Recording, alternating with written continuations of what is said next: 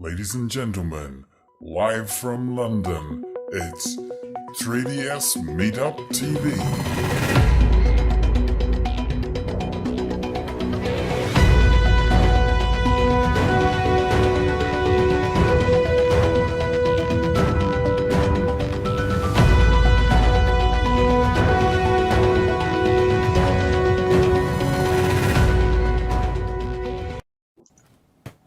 There we go, we're live. Hey! Hi everyone. Hello everyone. Hi and welcome to our 3ds London virtual show. I can't believe we're doing that for a year and a half now and going strong. We have an amazing lineup of speakers tonight, and I'm really excited for all the presentations coming up.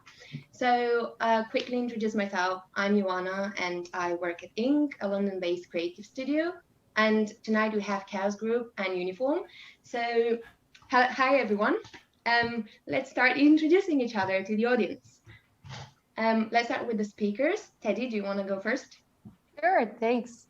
First of all, thank you guys for having me. My name is Teodora and I'm community manager at Chaos Group. Actually Chaos, since today we're talking about the rebranding, so it's only Chaos now, but you know, I often forget. You will learn a bit later why exactly I'm here on the show, but there's something exciting coming up. Amazing. Okay, next from the team of Chaos. That would be me. My name is Simeon Balabanov. Hey everyone, I'm responsible for the development of Chaos Vantage, a product that I'm going to talk a little bit later on. I've been with the company for quite some time, starting as a 3D artist and then moving on to trainer, presenter, and now product management. Lovely. Thanks for being with us. You're welcome. Next. Rich, you want to go next? Yeah, I'll dive in next. Hi everyone, I'm Richard Pay, or Rich for short, and I'm the head of creative at Uniform, now known as part of the company is now known as Continuous, and we're a brand consultancy that's been working very closely with Chaos over the past 1.5 years to reimagine the brand. So we'll be diving into all of that a little bit later.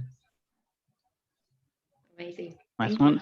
So myself now, hello everyone. I'm Lautaro. I am the studio lead at Somewhere from Uniform.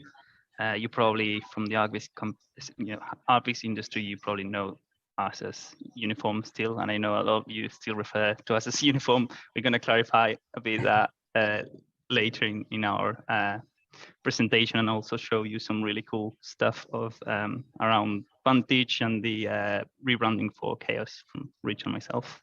So yeah, really looking forward to it. Amazing. Thank you very much. And we have a few of the 3ds London members as well. Simon, do you want to introduce yourself? I'm Simon. I work at Hawkins Brown, a firm of architecture in London, and I'm going to apologise because if there's a strange panting noise, it's a dog I'm looking after tonight, and he's very noisy. He won't leave me alone. We welcome dogs, so that's completely fine. Thank you, Simon. Olga? Yeah, hi everyone, I'm Olga. I'm an artist and senior of cultural development at Hayes Davidson, a London-based visualization studio, and also a part of the 3ds London committee. Yeah. Tom? Hi guys, Tom Spall from Tom Spall Visuals, architectural visualizer, and always happy to be a member of the panel. So yeah, thanks for having me on. Thanks, Tom. And finally, we have Nigel. Okay, it's me. Hi everyone, I am Nigel. You probably all, well, you might know me. I am CEO of SiNi and editor of 3 Disciple magazine, and involved with 3ds London.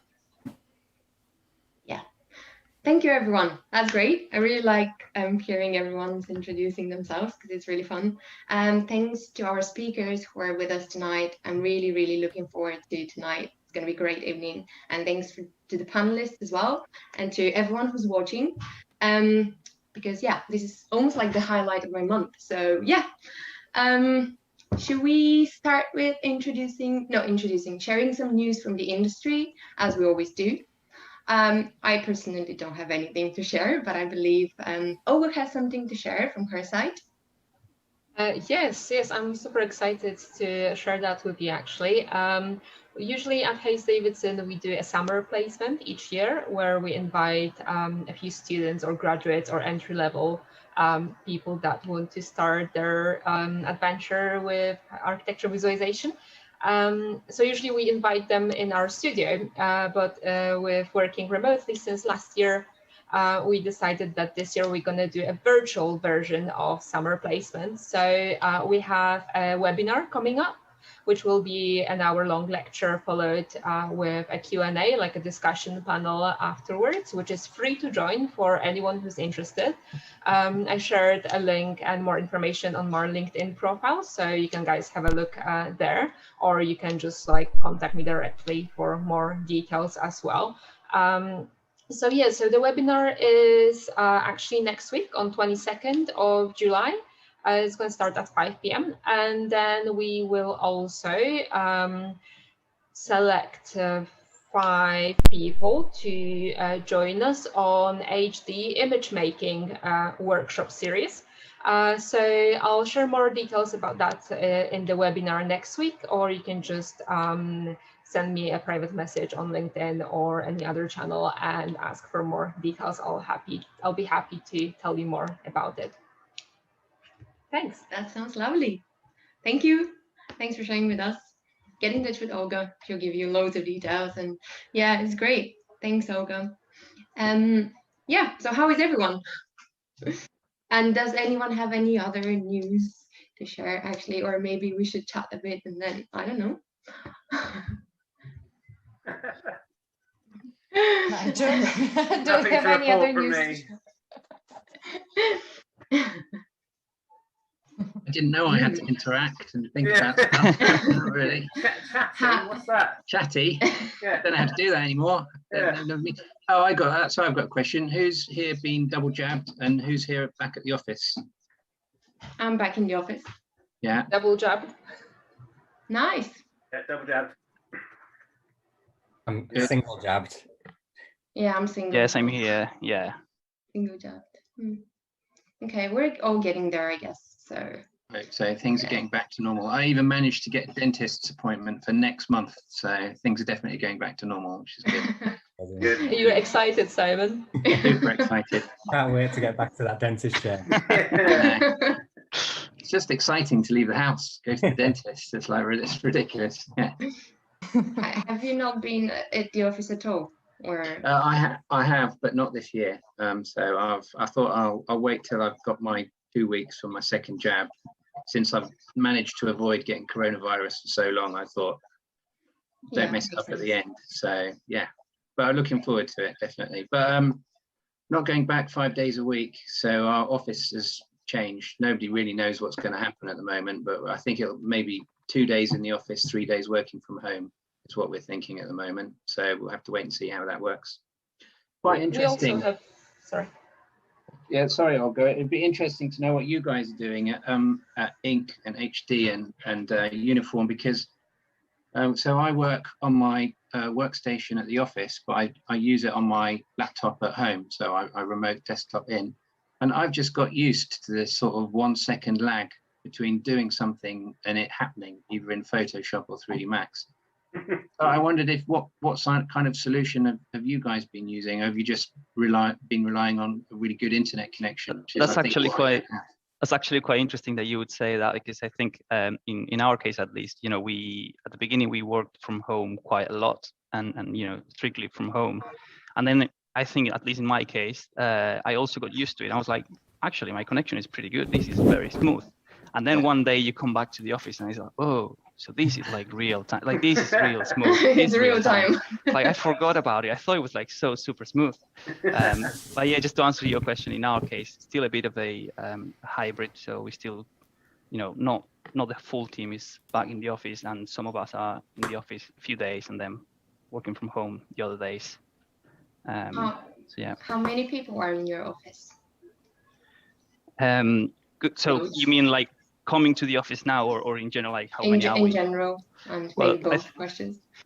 Well, we're going to discuss about the structure of the team a bit later, but just Okay. if you think about the whole uniform, we're probably around like 50, 60 people, but then in Somewhere, which is the creative agency for property and place where I work at, so our team are probably around 20 people altogether, roughly. Okay. So yeah, Still a but I lot. think coming to the office is usually like, I don't know, 8, 9 people, you know. Some so you days, can space around the exactly, studio. yeah. So we have, you know, the distancing measures and etc. So Makes sense. How about Kels? You guys are so many people in there. How is that working? Are you back or not at all? I think some people on the team are back in the office, but some keep working from home.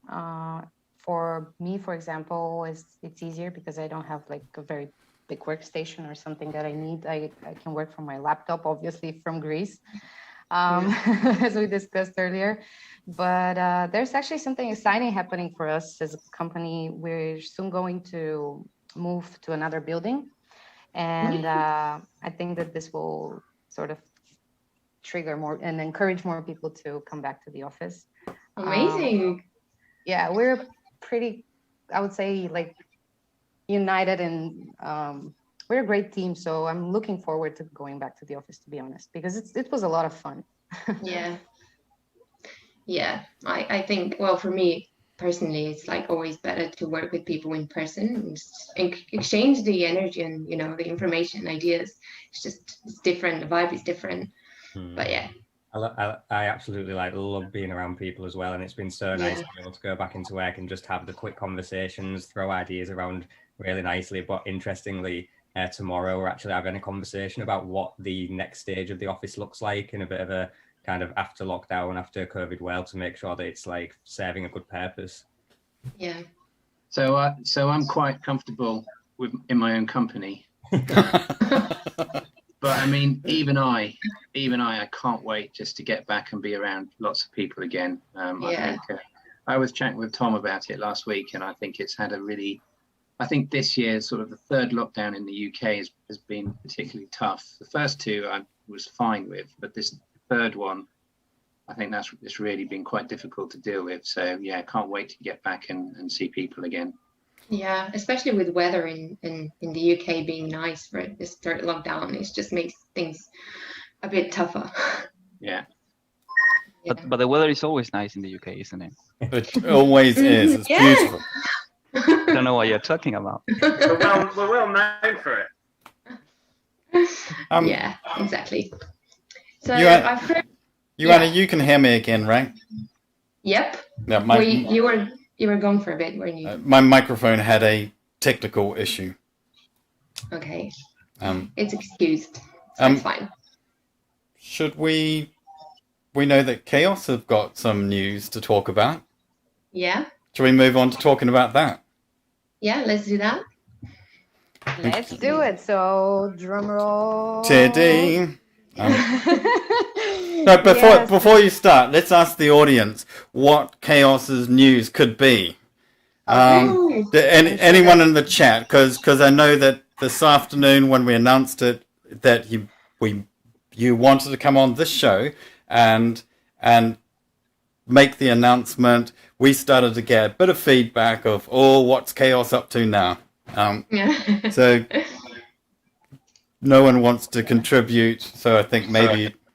I think that'd be really interesting to see. I remember when you were about to announce like the rebranding and all of that, you also said like there was a big announcement, and it was so fun to look at the comments in YouTube. Yeah, exactly, at the comments in YouTube and things like that. It's a lot of fun. Yeah, it was really funny. I was going through them as well, and I was like, Well, one of the ones I got this afternoon is Chaos is buying 3D Studio Max. Oh, that would be good. Yeah, yes or no? Yes or no? Could that? I did point out that it's possibly Lightwave. Remember Lightwave, anyone? Timo, you remember? It's still. I've worked with Lightwave a few years back, actually, at the previous company, together with 3ds Max. and I hated it. Oh, hang on. They're bringing back Mental Ray. No. Okay. And there's a whole different thing. Right. So, Teddy, over to you. Yeah, I see one suggestion here. Chaos is developing Skynet. That's a good one. Okay. Corona color grading and V-Ray render frame buffer. Okay. Supporting USD. USD is pretty much on the way, and especially it's existing in some of the plugins, I believe. But okay, let's wrap up with the suggestions. I'm doing a drum roll. Yes, London is the best place to actually announce that we are doing 24 hours of chaos again. So 24 hours of chaos is back. We're teaming up again with 3ds London, with Autodesk, with CG Garage, with all our community partners, with SiNi software. And once again, we're going to organize like amazing 24-hour live stream from all over the world. This year, should I share the better? And please go for the teaser now. What shall I do? The teaser? Or shall we share the website? Let's do the teaser and then we'll show the website. Okay. You can talk amongst yourself while I just get this sorted. Okay, exciting news. Yeah. Really amazing. I can't. Joanna, we volunteered you to stay up for 24 hours this time, not Nigel. Yeah, I could do it. I'm great without sleep, so.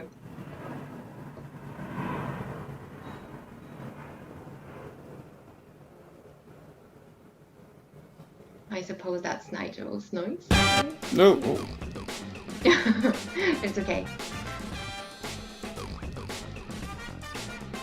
So I guess it was quite successful last year, so you decided to continue the trend, yeah? Yeah, Great. it was very cool. Do you have any statistics of how many people actually joined in and what, where from?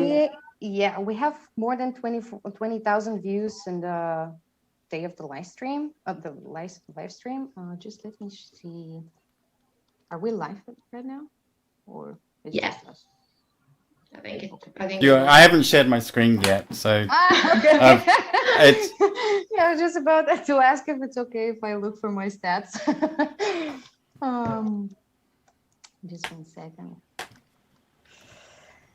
Well, what actually happened is that Nigel's just finishing a game of solitaire. No, I've got so many things open, but I want to share. I don't want to open the wrong thing and reveal it to the world of. Yeah. Oh, why? What is it?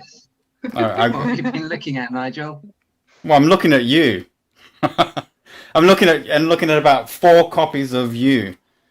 All your pretty faces. What a dream. Shall I share this? Let's share the teaser. When does the teaser go live? And then go back to my question. Okay, let's play this. You can see my screen, right? Yeah, we see your file. Here we go. I'm not sure if we see the right thing. No, hang on. What's going on there? We tested it right before the show. Oh, no. I'm going to stop sharing that. And I'm going to play it in the actual broadcast itself. Let's do that for the audience.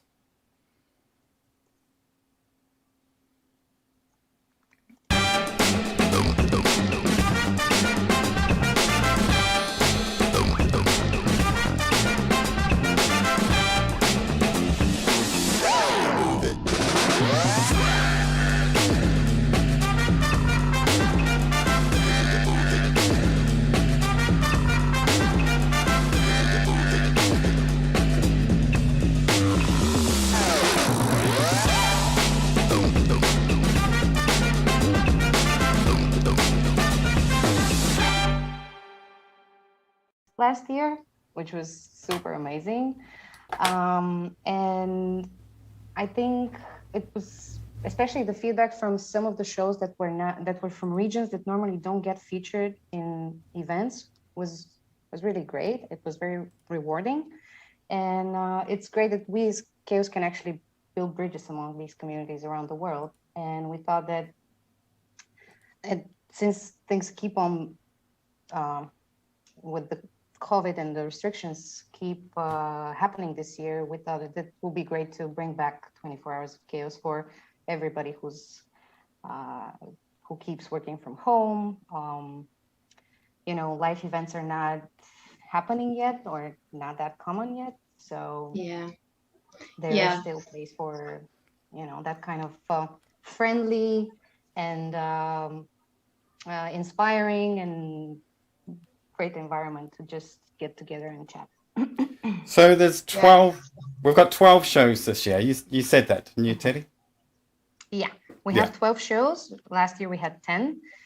This year we're trying to be even more inclusive and having people from literally everywhere joining us. And if you remember, last year we were a bit more focused on the time zones, and that's how we divided the shows, while this year we're focusing more on particular regions.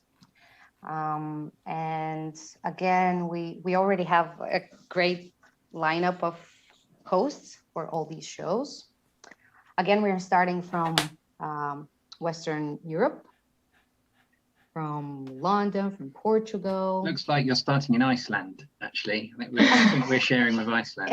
Denmark. I'm sure there must be some chaos users in Iceland. There must be some. We'll find some. Yeah, we will. And then again, going to Brazil and all over the world. Nigel, you hit the map. I'm a bit lost. I can share it again. I was just confused why it wasn't going to the broadcast. Is the website live now? Yes, the website is live. Shall we share that in the chat with everyone? Absolutely. Yeah. I'm sharing it right away. It got live literally a few minutes before the show. And we'll make sure it's in the recorded bit as well, and the links to the sections that we record as well later on. Yeah, so it's chaosgroup.com/24 hours of chaos. It's the same URL as last year. And we will keep on adding more information about the events over time. We're already working on the speaker lineup for each show. And if you are interested, you can subscribe for updates, which will help us keep you posted.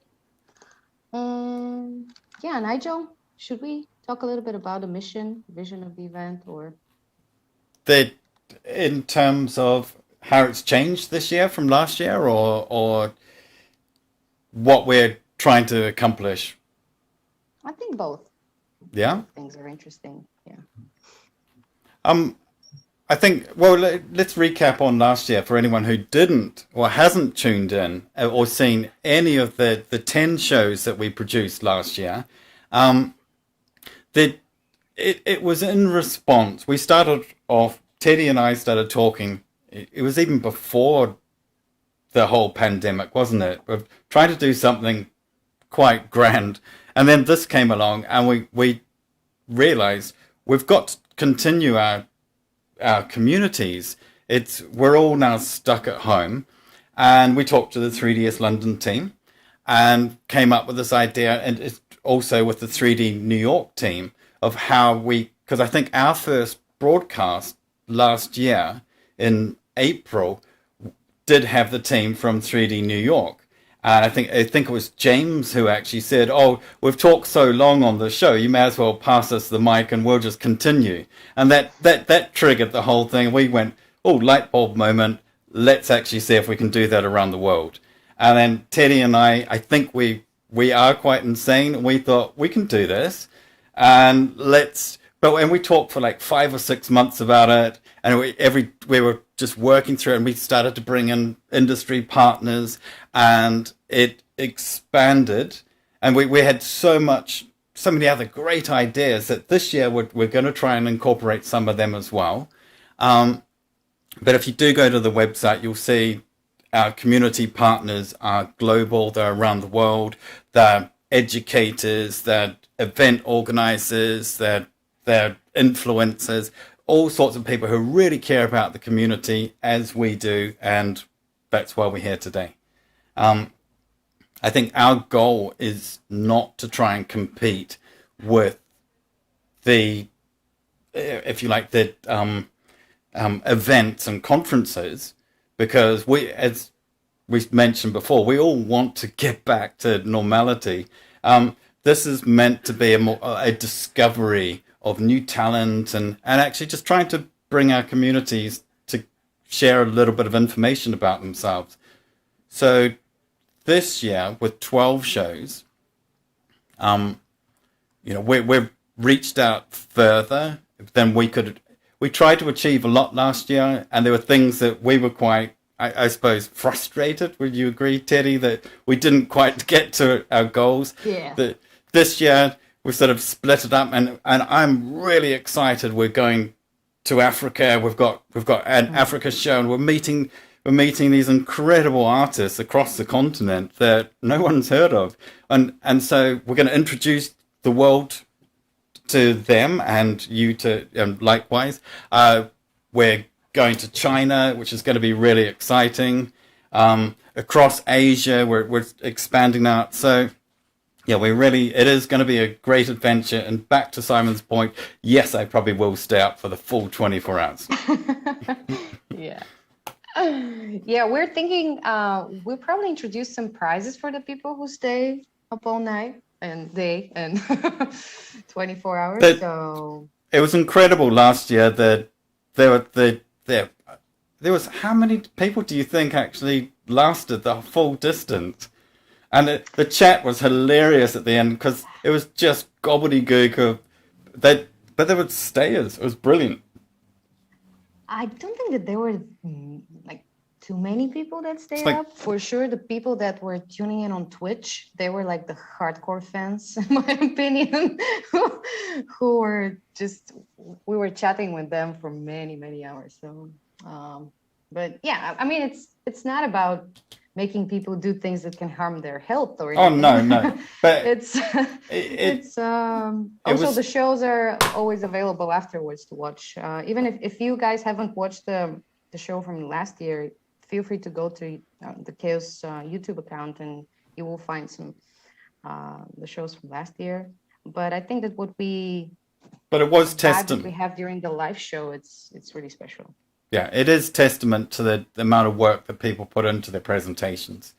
That people wanted to stick around, and it's the same thing is happening this year, and everyone's it's the host's responsibility now to actually reach out to some of the talent, and Joanna is representing 3ds London, and you should see the list of incredible artists that she's put forward. It's super exciting. And as I've sort of said to Joanna, we're going to try and get some of them. If they don't come on 24 Hours of Chaos, they're definitely coming on 3ds London.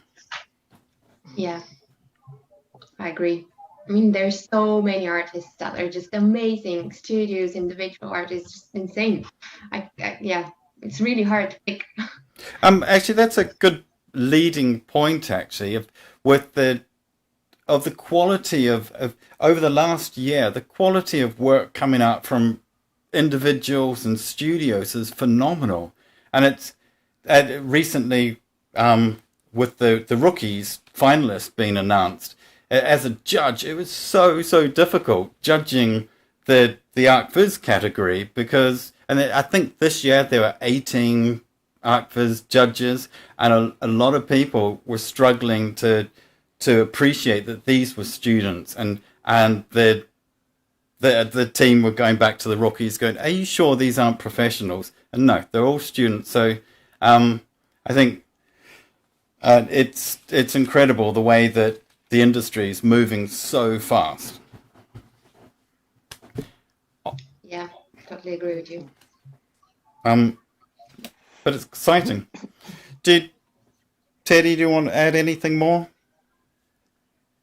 Yes, go to 24 Hours of Chaos, check out the website, sign up for updates, stay tuned for the event, and we're really, really looking forward to seeing all of you on the 9th and 10th of September. So save the dates. Yeah, I think it's going to be very, very exciting. I mean, I'm especially excited about the shows in the Middle East, the Latin America. Well, there's so there is something in it for everyone, and it's not absolutely. It's not industry specific. We're trying to cover all the industries that involved in computer graphics. Absolutely, yes. Mm. Yeah, which I think is the best bit. It's just seeing everything, like all the art, and to get all the inspiration. It's the best. So yeah, looking forward to it, guys. And it's not really a show and tell as well. We're trying to actually get people to, tell us a bit of a story about yourself and how you got there, and share some inspiration. Yeah. So it's exciting. Great. Yeah. So thank you very much for choosing 3ds London to announce this. This is big and it's amazing and it's great, and I'm really glad we've all been part of it all together tonight. Yeah. Same here, guys. Thank you very much for the support. Also, a big shout out to our hosts and speakers from last year. Thank you for the support to the hosts from this year. And yeah, let's prepare for a great show. Yeah, definitely. Amazing. Thanks, Teddy and Nigel. And I think it's about time to move to our first presentation if you don't have anything else to add to this. Yeah, I guess let's move on. And we have our first speaker. Hi, Simeon. Thank you for being with us. And yeah, I think you're still muted. But oh yeah, you are. Okay. In between, like, I think he's in between like two computers, isn't he? So no, I'm here. I should be here. Right. Hello, everyone. Okay, let me just share my screen first on this end, and let me know when you can see my screen. Yeah, we can see your screen. All right, thanks a lot. Okay, so let's get on with that. Real quick out of the way. Just a quick introduction for the ones of you that are not quite familiar with Vantage. So basically, this is going to be my agenda for the next 30 minutes. I'm going to try to tell the Chaos Vantage story, make a quick demo, and have some time for questions at the end. So what's the story behind Vantage? We started actually as a small project called Project Lavina. We announced that at the SIGGRAPH 2018, and that was during the V-Ray days when our CTO Vlado Pelazov actually announced the product or the project. There, and it was taken with great interest, and that was actually a product that we wanted to, or a project that we wanted to try the new upcoming hardware ray tracing capabilities of the latest generations of graphic cards, specifically in NVIDIA this time. Because they were the first ones at the time, and the technology was called, as you know, RTX. That was a collaboration between Microsoft and NVIDIA, again for the first iteration, and it got introduced into DirectX using the DXR name. And that allowed for straight direct ray tracing through the actually in a real-time or interactive context. So we designed the product with that technology in mind, and that was actually, as far as we know, the first product designed, especially with the RTX hardware in mind from the ground up.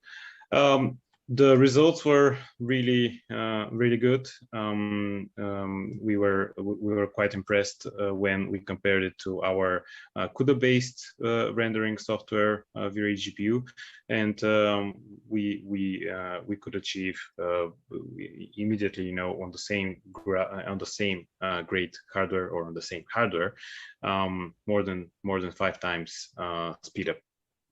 And that is, of course, hardware that supports hardware ray tracing acceleration.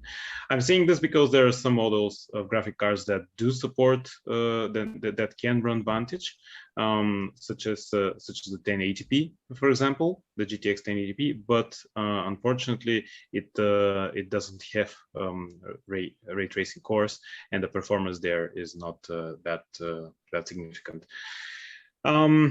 And also, we wanted it to work with data from V-Ray, because we wanted actually to work within the V-Ray ecosystem, not only with data from V-Ray, but we also wanted it to integrate the product with services like V-Ray like Chaos Cosmos. And we wanted to work without any additional extra work. More on that in the next slide. The design goals were to achieve real time, and of course this is broadly speaking, but we use the term real time in our case as something that is able to render 24 frames per second at HD resolutions. Another goal we put ourselves to was 100% ray tracing, no rasterization, and yeah, that was one of the criteria we wanted to, or specifications we wanted to go for. Natural benefit of having only ray tracing was the fact that you can handle massive data, lots of polygons. This is absolutely no hassle. If you can fit the data set on the memory of the graphics card, you can render it quite fast.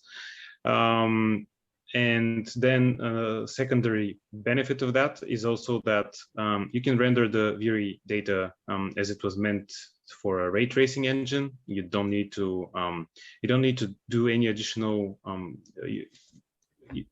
tasks to optimize or unwrap or prepare LODs or even do any pre-passes such as light baking or shadow maps. All of these different technology or different types of rendering do not have to be mixed all together. It just works because it's already, the data has already been prepared for ray tracing. We also did it as a standalone application and not as opposed to a plugin, so that we can maximize the speed and stability in memory, and also keep the development entirely in our hands, so that we can make faster iterations and release out updates and new features much faster than the other way around. And yeah, the final goal was obviously to use well, in the first days Lavina, but then Vantage. Everywhere you can find V-Ray. And since rays are pretty much free because of the hardware acceleration, we figure out that all of these things that you can see, you get almost for free. You don't need to do any preparation, any caching of the light. You get all reflections, fractions, ambient occlusion, GI, everything rendered interactively in real time. You also get additional bells and whistles, so to speak, as automatic collision detection, automatic walking on the floor, ramps, staircases, bumping into walls, and so on and so forth. And you also get ray trace depth of field and heat testing and selection. We can use these for even more advanced effects further on in development. Here is a bit of the initial feedback we got over the initial release. Vantage actually was released as a open beta, while still when it was still named Project Lavina. That was in 2020, and you can see some of the feedback that we got a few months down the testing period. And yeah, I think it's quite nice to say for people to say that they will remember the days trying to creating a real-time ray tracer. More on that a bit later on. What are the use cases for Vantage? This was actually gathered and validated mainly from our testers and customers. So we see Vantage being used as a personal design exploration tool, where you can quickly get in the project, walk around, and get to real time really quickly, without the hassle of preparing, without the technical knowledge of preparing the data set. We also see Vantage being used as a pre-visualization tool, where you can set up your camera angles, lighting conditions, and toggle different states, if you will, on the scene by moving objects or turning off and on visibility of the object. And then either use that for client reviews or just internal reviews to communicate your idea better, to present it better. And because everything happens in real time and is ray traced, you can do all kinds of changes, very drastic ones, and see them reflected in real time in front of you. We also saw customers using Vantage for blade blasts. That's why we added the functionality to create small or simple animations, relatively fast and hassle-free, from the bookmarks that you've created. And that tool was ideal for fly-throughs, walkthroughs, and directing simple camera cuts. And finally, we also noticed that customers wanted to do different configurations and also assemble different VR scenes within the application. So this is also yet another use case. And in the words of Nigel here as well, I've extracted a part of a webinar we did with Urban VFX. You can get the link from the QR code here. Here is, and I'm not sure why this is very, very, very low quality. So I'm going to just quickly rewind that. Oops. Okay. Quickly go there. Sorry, Nigel, I muted you here, but that's all right. But one of the ideas here is, can you see the YouTube view? Yes. Good.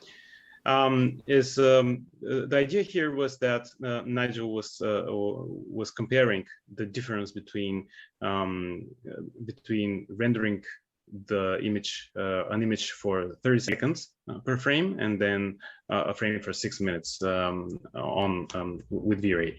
And if I remember correctly, that was also sent over the Chaos Cloud, so that it rendered faster. The bottom line was that the left sequence of images was rendered on a single workstation for 30 seconds a frame, and provided much more flexibility and allowed much more iteration, because these images, excuse me, or these animations, more often than not get thrown away. They are just their purposes for a particular review or iteration of the review, and they are shown to the customer and to the client, and after that they are just wasted. So this is also a good way of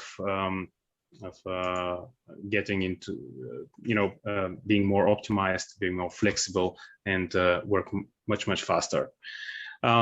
I strongly suggest watching the whole webinar if you haven't. So I'm going to leave that just for a bit there so that you can get the link where Nigel shows also the way they utilize Vantage in the conditions of work from home, where you can connect with the customer directly and do over the shoulder, so to speak, over the web presentation or session, and brainstorm, do design changes or variations in real time again with the tool, with the Chaos Vantage, because everything is ray traced. I'm getting a bit tired of repeating that everything is fully ray traced. I hope you get the idea.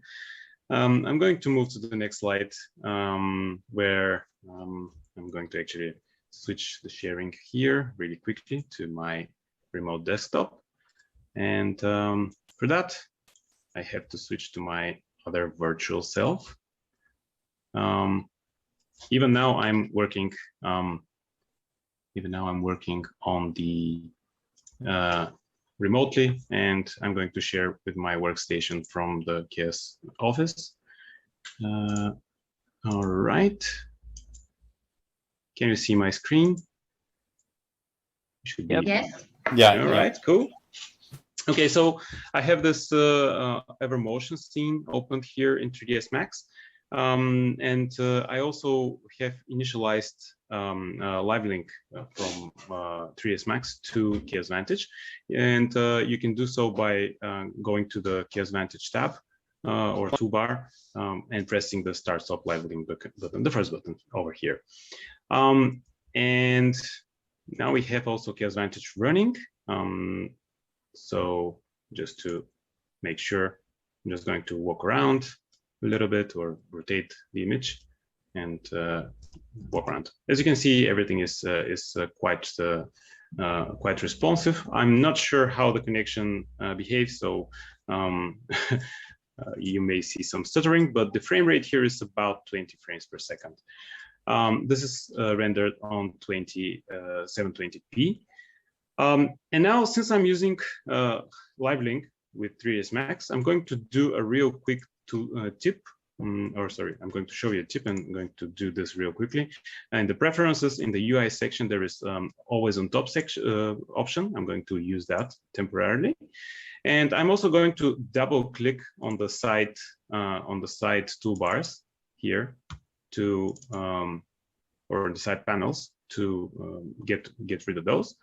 And I'm going to minimize or restore actually, and make it smaller, so that I'm going to use it as a viewport overlay on top of 3ds Max.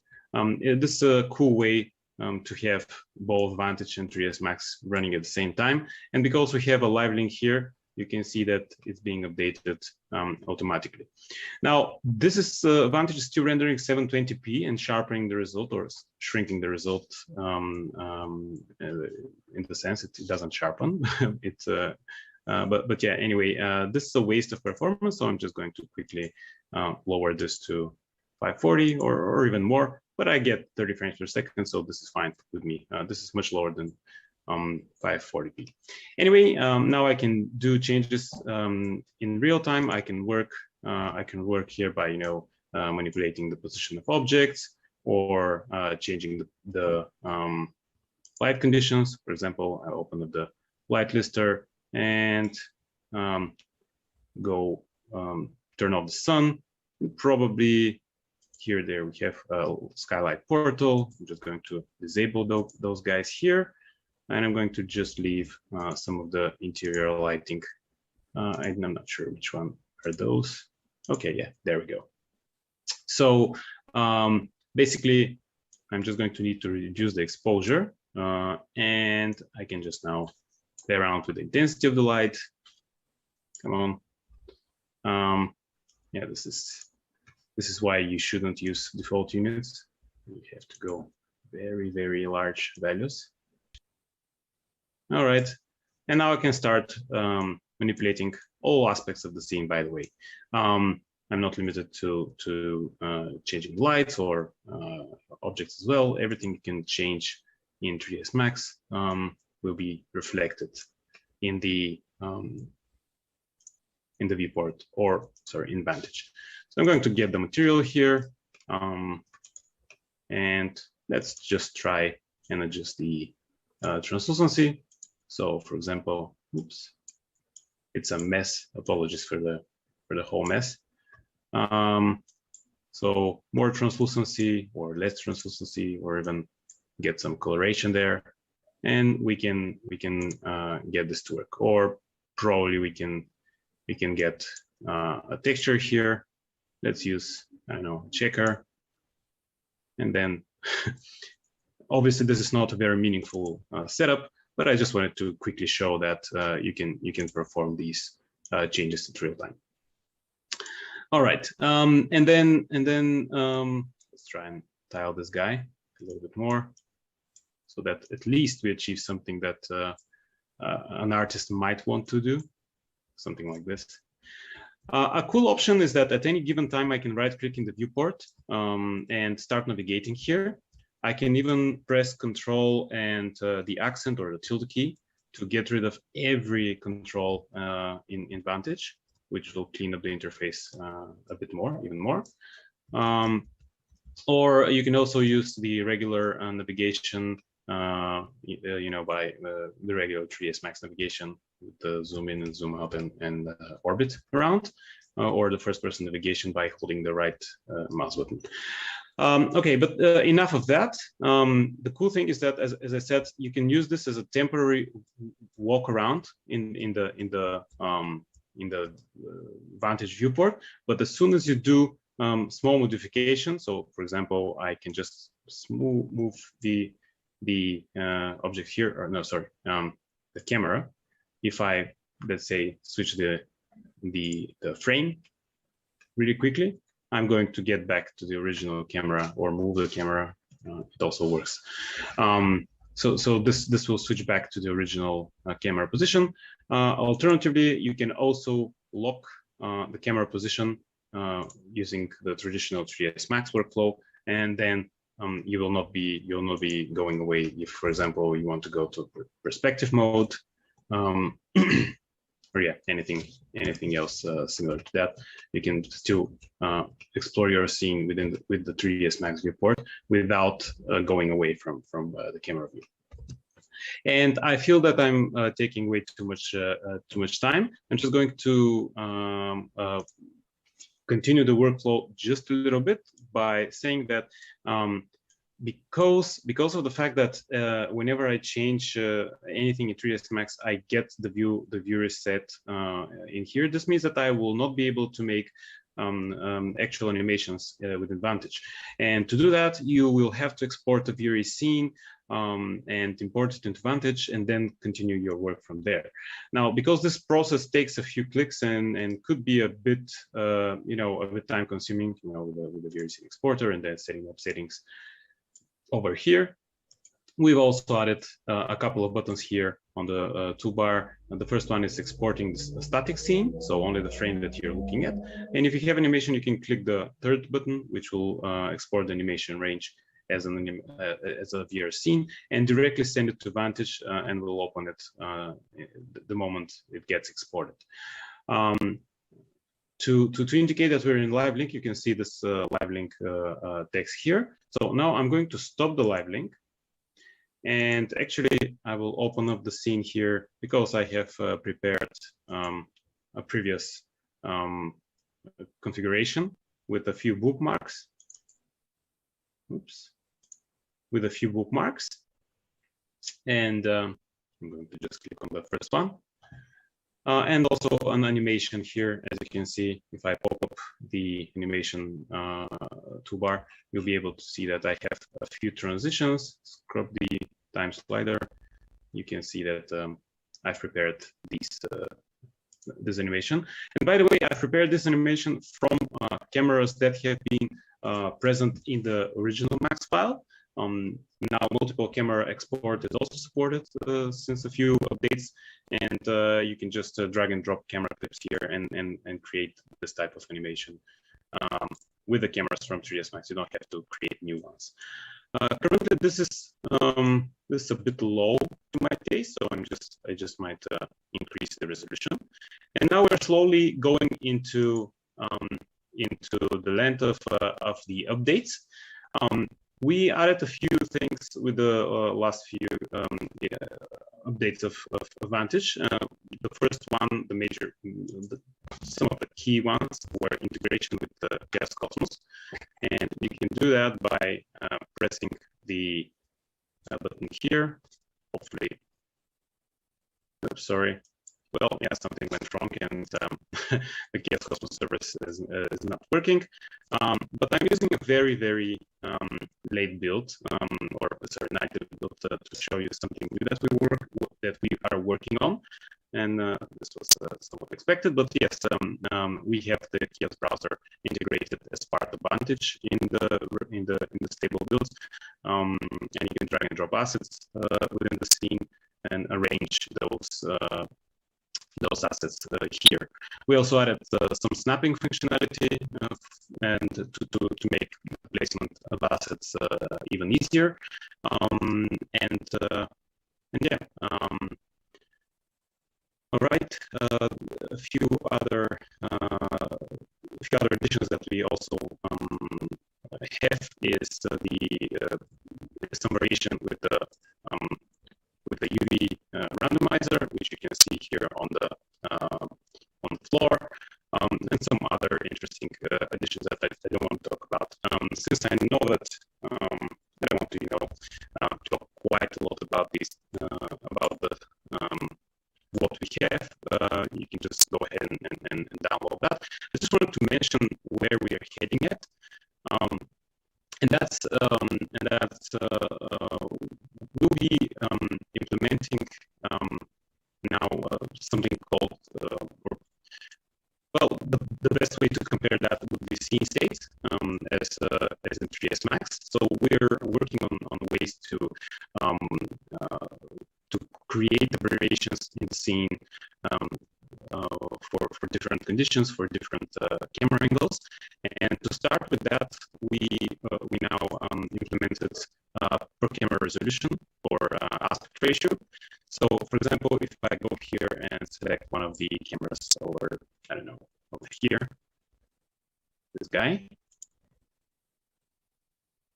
Come on. Okay, and I decided that the landscape aspect is not that good for this shot. I can just go ahead and unlock the aspect ratio and say I can obviously lower the resolution, but that would have me calculate the aspect ratio. So I can just type in an aspect ratio that I want. For example, I would like square 1:1. Or maybe even go with a 2/3, so 6:7. All right, something like that. And now I can just go ahead and save this camera. And now this camera will remember its resolution. So if I go and switch to the other camera here, or this one, the resolution is going to be brought back to the original landscape. And if I go to the newly created camera, now we have the resolution tied to the camera. This will help. This will help in the sense of creating aspect ratio exactly for the shot that you want, for the viewpoint that you're currently setting up, and it will work really nicely with the upcoming feature of getting states or variations per camera or per shot. So that would be the thing that we're currently working on.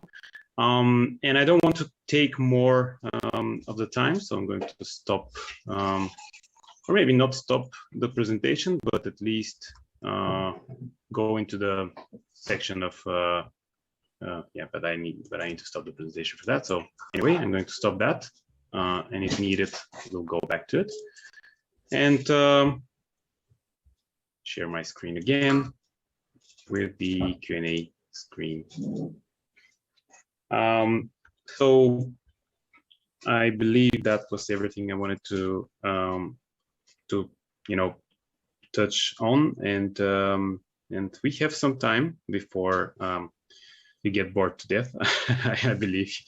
I hope you don't. But if you have any questions, I'll try to answer them.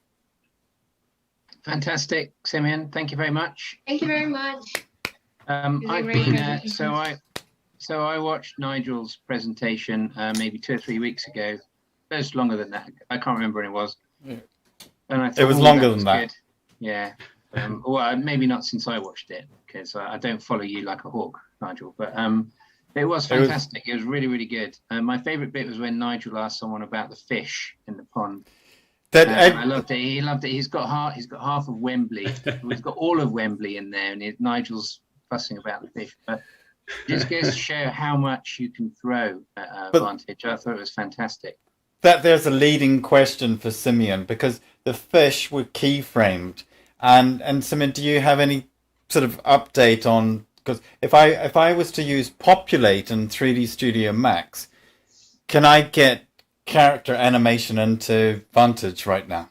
Yeah, so I have a similar question, and it's to do with sub-vertex animation in Vantage, which it just can't quite do at the moment. But that would be really exciting, even if it was animated V-Ray proxies or Alembic or something like that. It'd be really cool. Right. Well, this is a quite requested feature, and it's on our roadmap. It's not in the immediate vicinity yet. There are some things we need to take care of first. The simple reason for that is that this is a performance killer feature. The problem with deformable meshes is that it will most likely hit.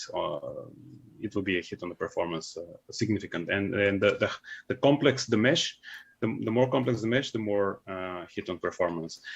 So we want to be careful with that. We want to implement it at least in a way that the user has control over that, because in the end, we want Vantage to be a real-time application.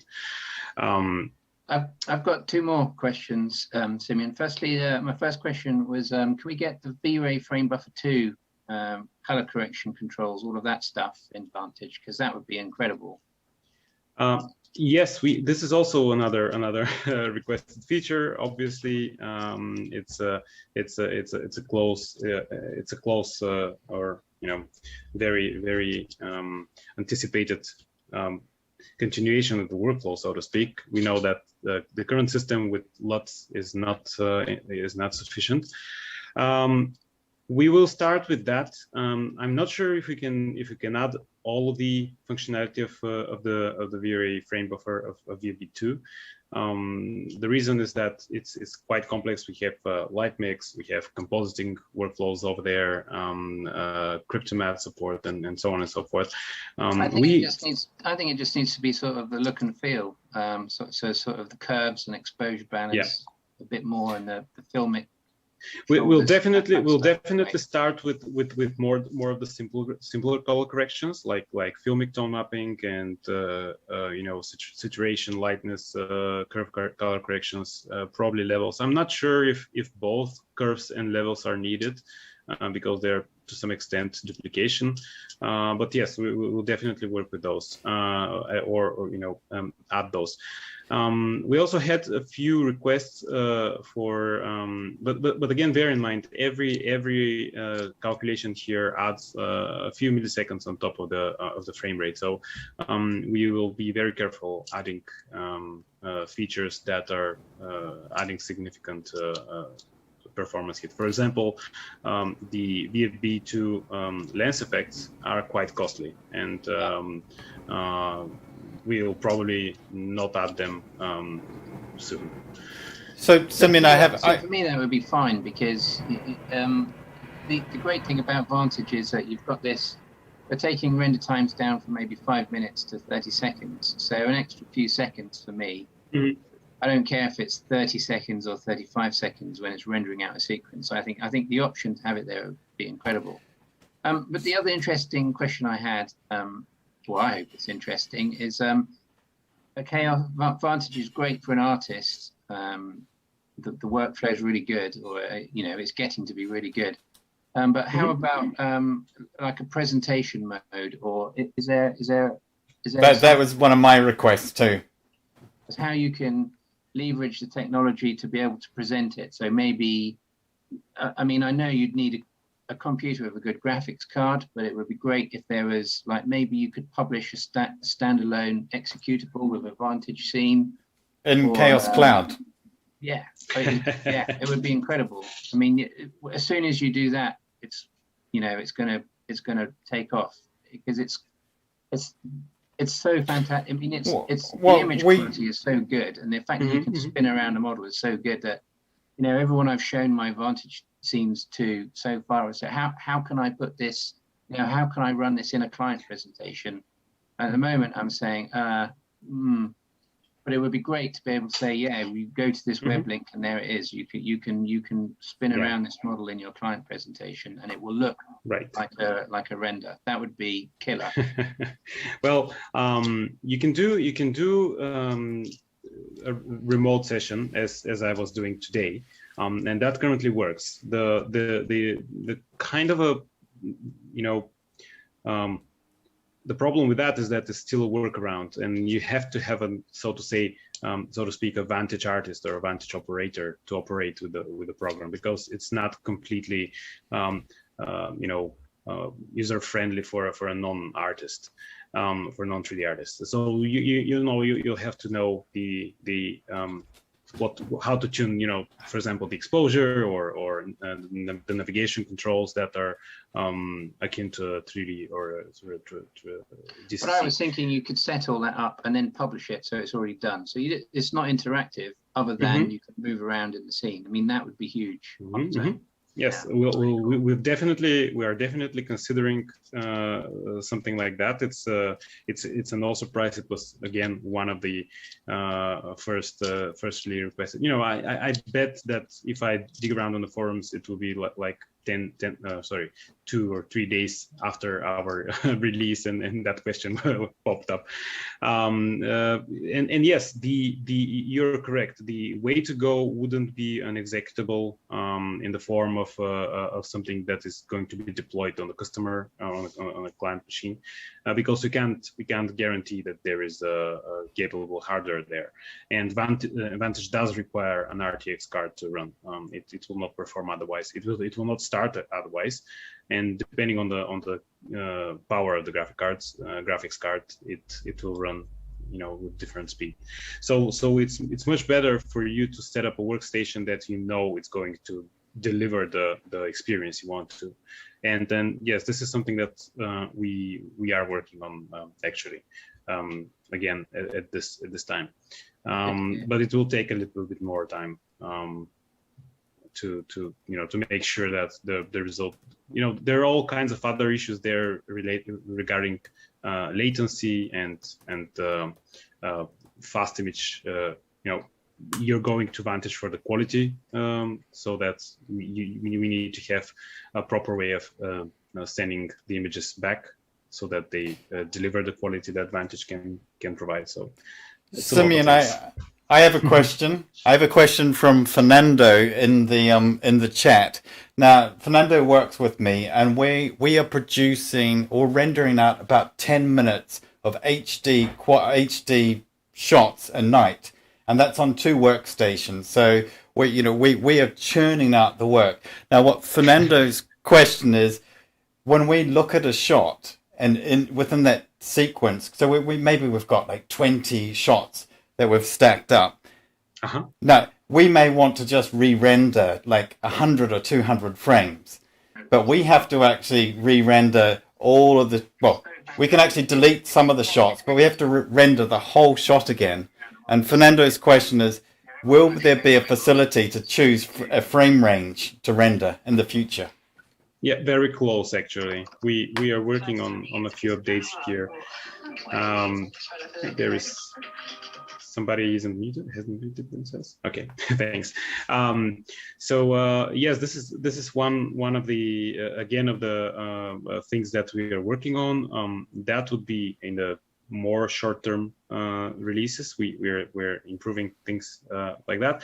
Currently, you can set the in and out markers. There are tiny red and green arrows at the bottom of the timeline that will trim your timeline so that you can render only those frames.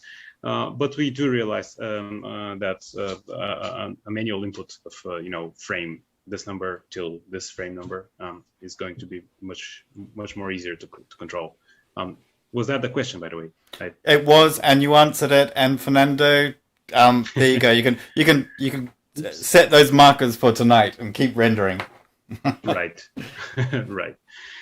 Yeah, I just wanted to keep this page here open so that people can get to Chaos Vantage. And I'm not sure if needed. Yeah. So I mean, I actually have a question for Simon, who he's running away actually. Are you going to? No, he's run away. You can possibly answer it now. Simon, in his rendering life, I think uses Corona. But now on an animation side of things, he's moved back to using V-Ray and Vantage. What can you say to the Corona community out there of is there something in the future for them with Vantage, or is that too far down the line? Of course, we need, as I said, that we want to keep Vantage to work nicely with the V-Ray ecosystem, or the Chaos ecosystem. Sorry, not the V-Ray ecosystem.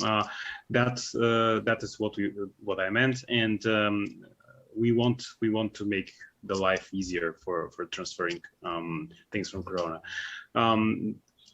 There is a tiny problem there that we will need to redo. Overcome. We will need to redo the import system quite a lot to make it work with Corona. So a short and that will take time. So a shortcut to that would be to use V-Ray as an intermediate solution, because V-Ray can convert Corona assets into V-Ray native ones, and then from there you can use the live link or the V-Ray scene exporter to get there. Obviously, some things won't be supported. It's a subject of. Now, I'm not a Revit user, but if I was using Revit and V-Ray for Revit, can I export a VR scene and then bring that into Vantage? Yes, absolutely. And by the way, one of the short-term roadmaps is also to enable Chaos Vantage for other DCCs, not only 3ds Max. We started with 3ds Max, but we now we have tested internally that live links with V-Ray for Maya and V-Ray for SketchUp, V-Ray for Rhino, V-Ray for Revit, they also work. And currently we're in the making of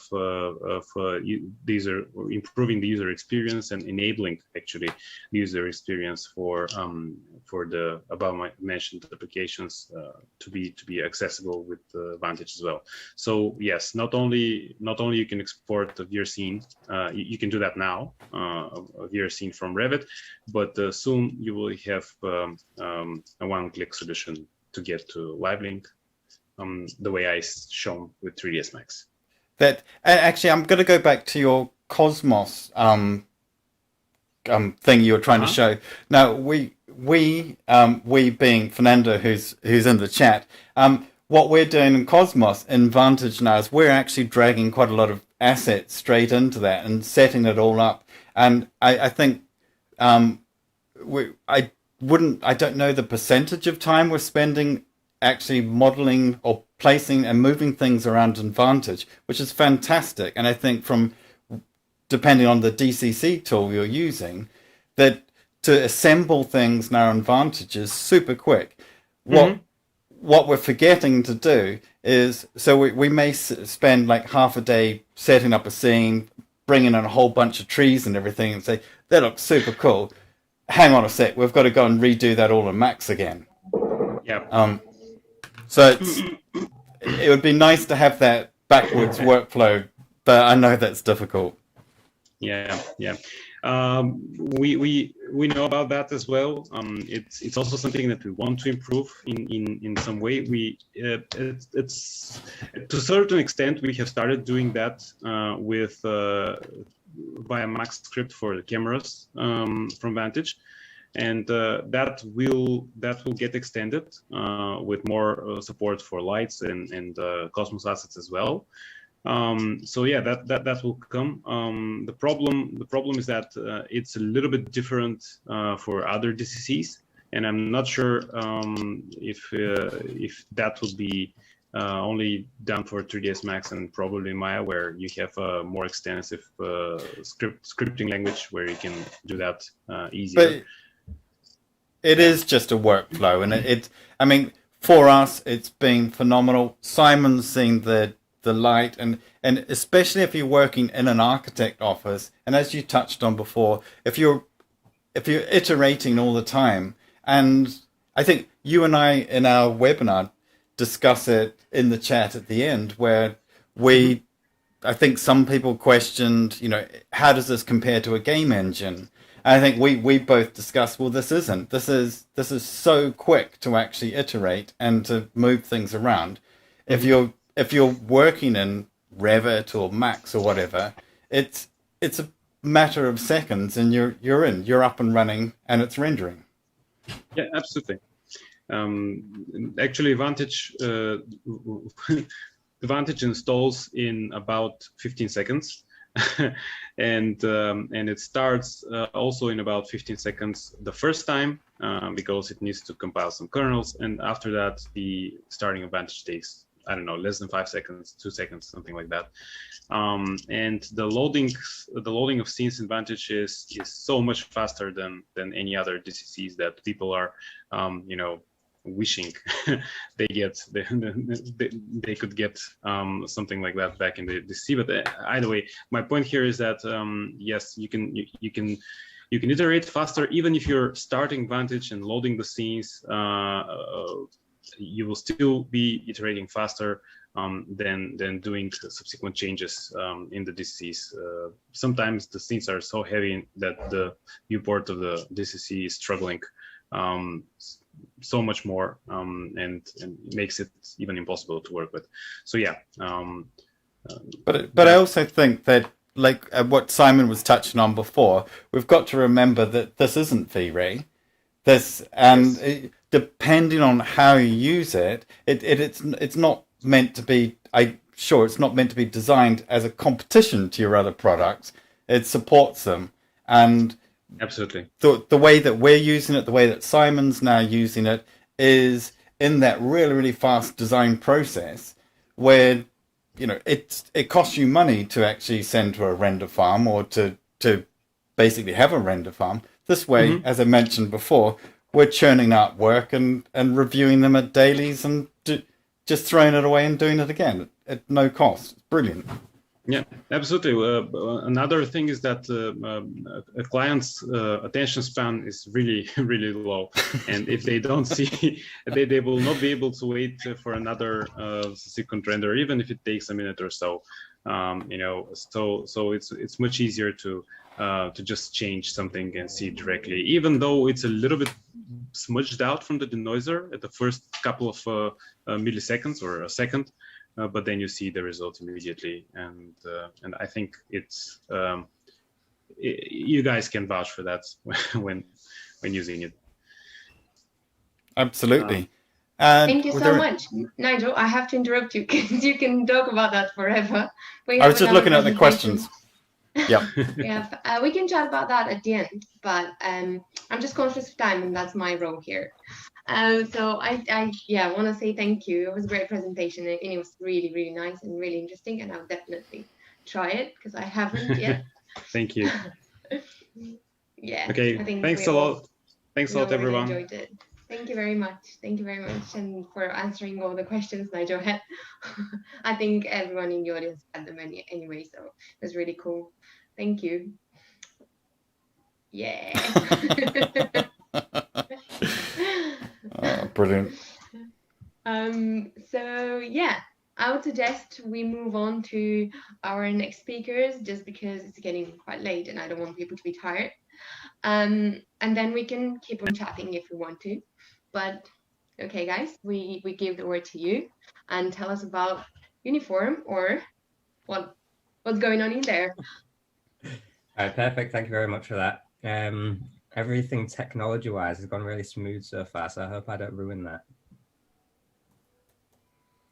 Can everyone see this okay? Yeah, all Perfect. good, Rich. Yeah. All right, so just as a little reminder, I'm Rich again, the head of creative at Continuous, and I'm joined by Lautaro, who is studio lead at Somewhere, both part of Uniform Group, and Lautaro will tell you a little bit more about that in a second.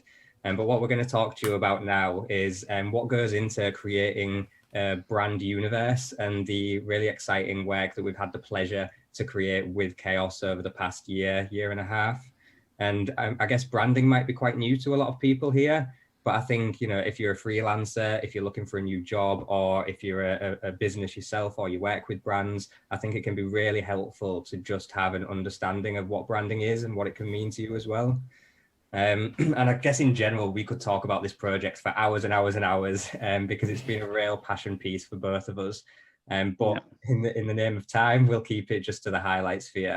And hopefully there's some interesting things that you can learn about along the way. But first of all, Lautaro is just going to tell you a little bit more about us. Yeah, thanks, Rich. Hopefully you guys can hear me okay. So basically, I think just to bring a bit of clarity about what you were asking before, Joanna, is I think from the ArcVis industry, a lot of people would know us as Uniform. And maybe from the kind of the brand world, most people would know Rich and the team as Uniform as well.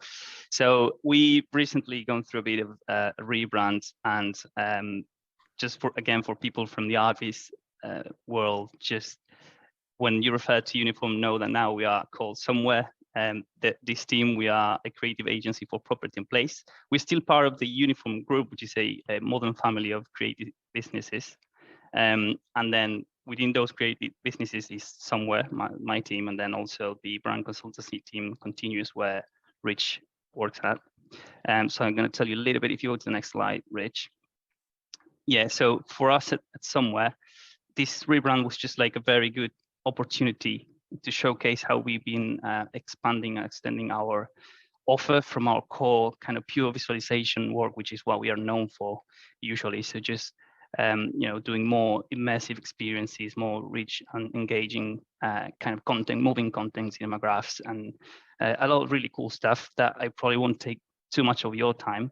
But what I would like to point out is if you want to know more about our work or the new rebrand, etc., just head over to our website, which is wearesomewhere.net, and have a look by yourself.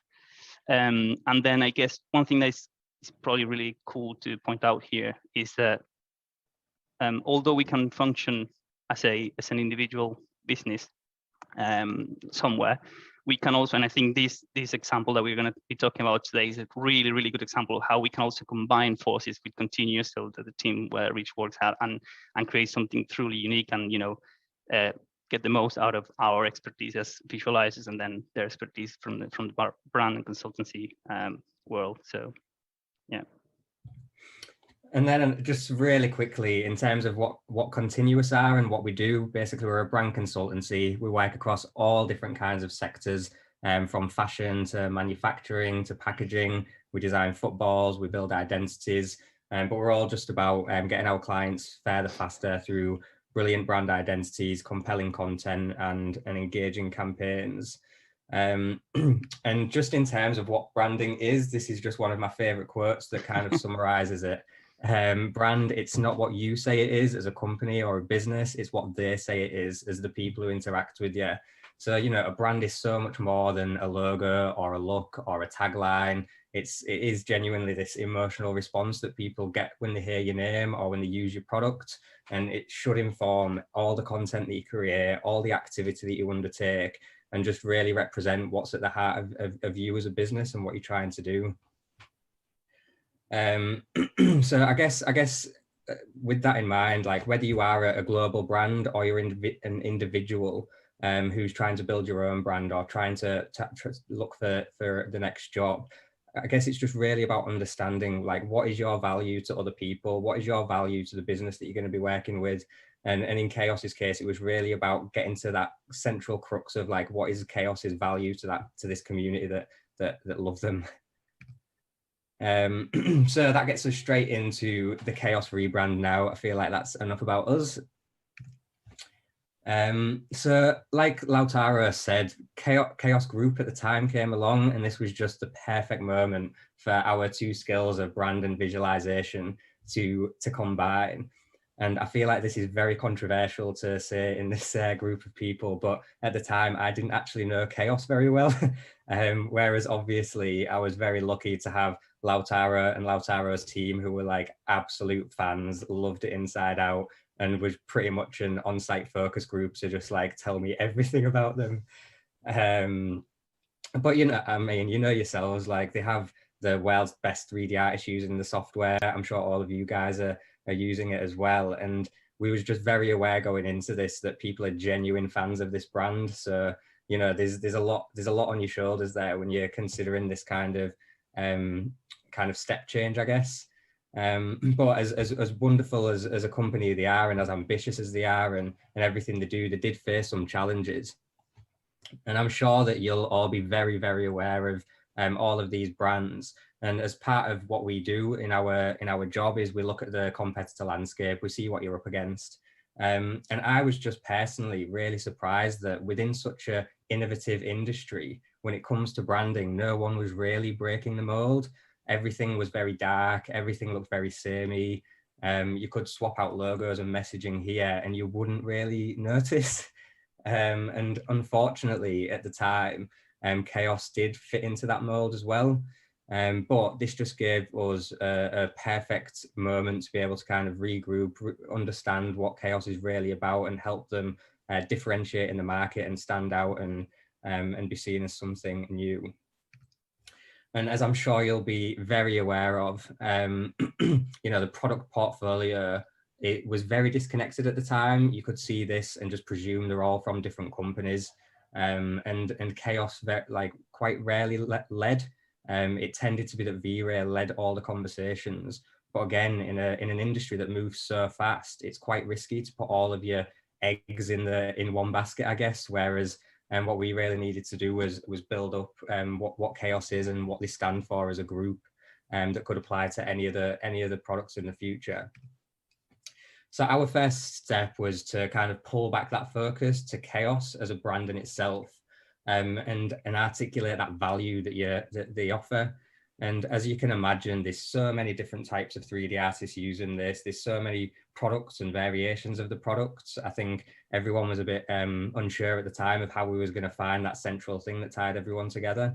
But what we came to was this idea of Chaos empowers you to create your world, whether you're creating an entire VFX film or whether you're creating a single chair within a scene.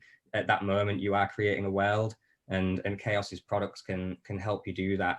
So this sat at the heart of everything that we've done with them since. But with that collection of logos in mind that we saw, the first thing that we needed to do was build some order around the Chaos. So that started with the logos themselves. And what we did was create something that felt a lot more interconnected as an ecosystem of products that work with each other, that feel like the part of a family. And we're always leading with Chaos here as well. And then obviously the kind of services and the initiatives all sit underneath that. But you know what we came to here, we obviously know that people love V-Ray, and there's a lot of equity behind that. So we didn't want to move away too far from that. Whereas when it came to other products, it felt like a real opportunity to create a bit more clarity around what that is. So as you can imagine, and I'm sure you all do with all of the images you work on, it's a lot of iteration, a lot of exploration. You're finding reference, you're working out how you can build something that kind of communicates many things within one single icon, I guess. So this is a little snapshot of some of the exploration that went into Chaos Scans. But to give that a bit of context, I think Phoenix is a really good example of this.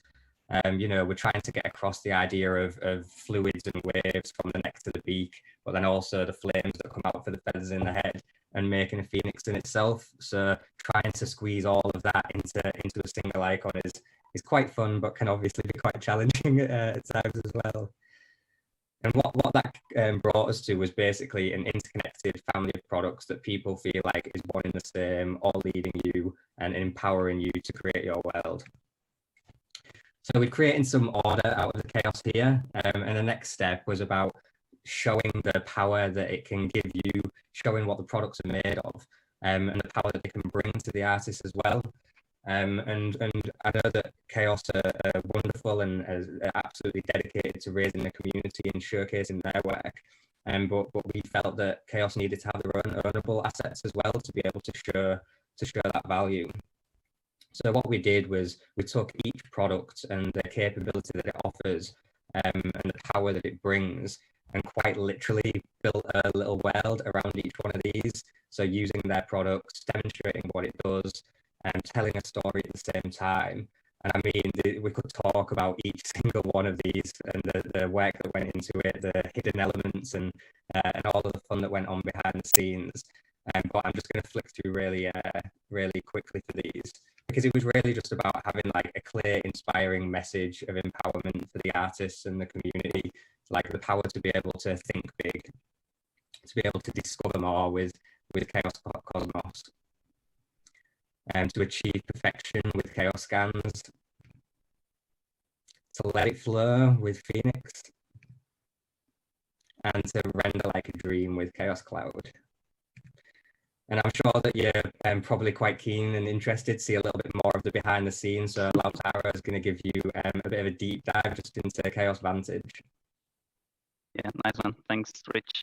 I mean, I think you can probably, any 3D artist who is joining us tonight probably can tell that this is kind of the dream brief, isn't it? Like, if you are approached by a company that you really like, they use their products and you really like their products, and they just say, can you please create some like really cool looking world for us and let your imagination just flow.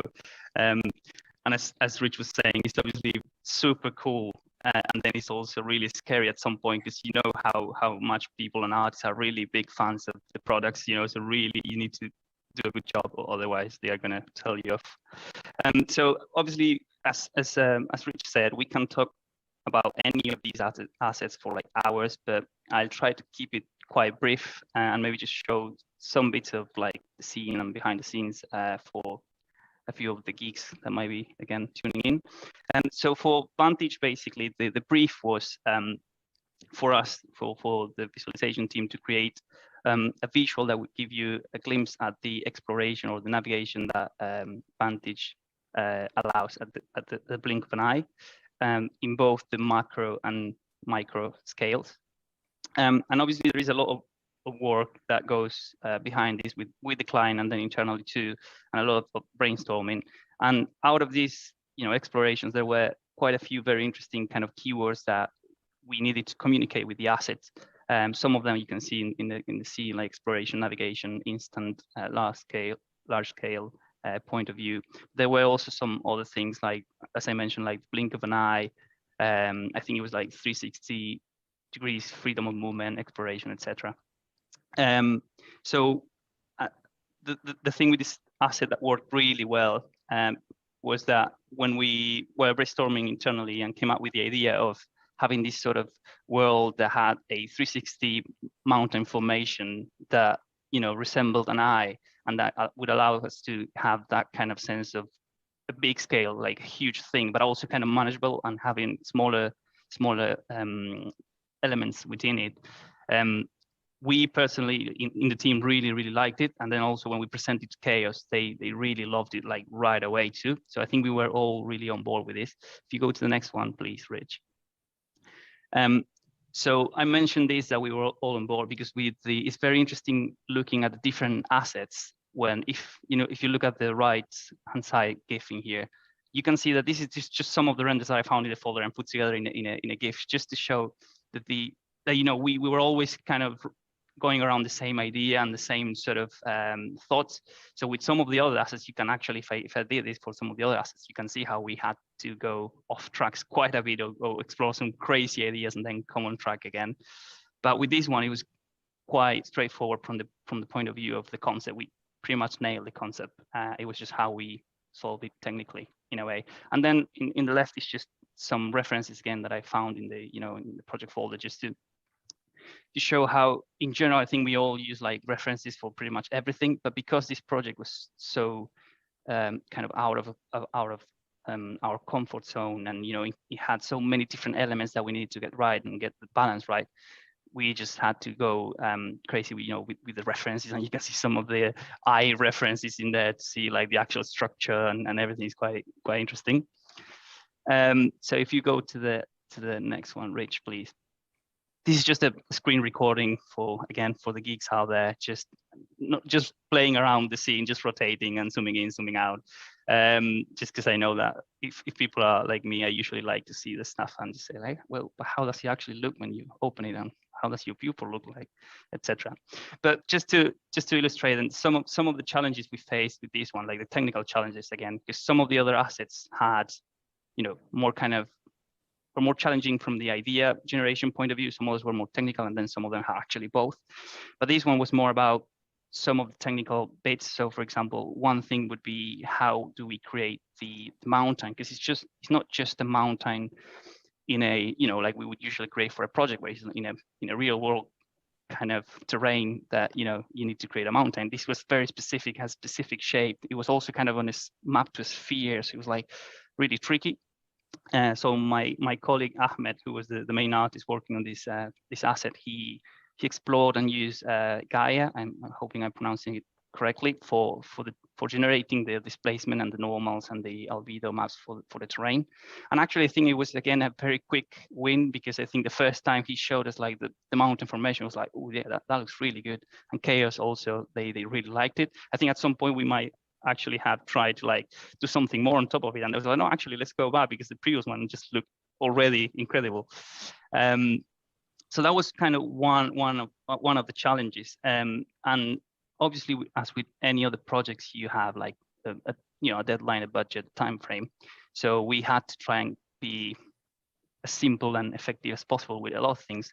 And if you go to the next slide, please, Rich. This is just to show. I found this quite interesting again from my colleague Ahmed, how he came up with a solution for generating the villages, because we tried many different things, like really cool plugins and tools that are super complex and allow you to generate cities, etc.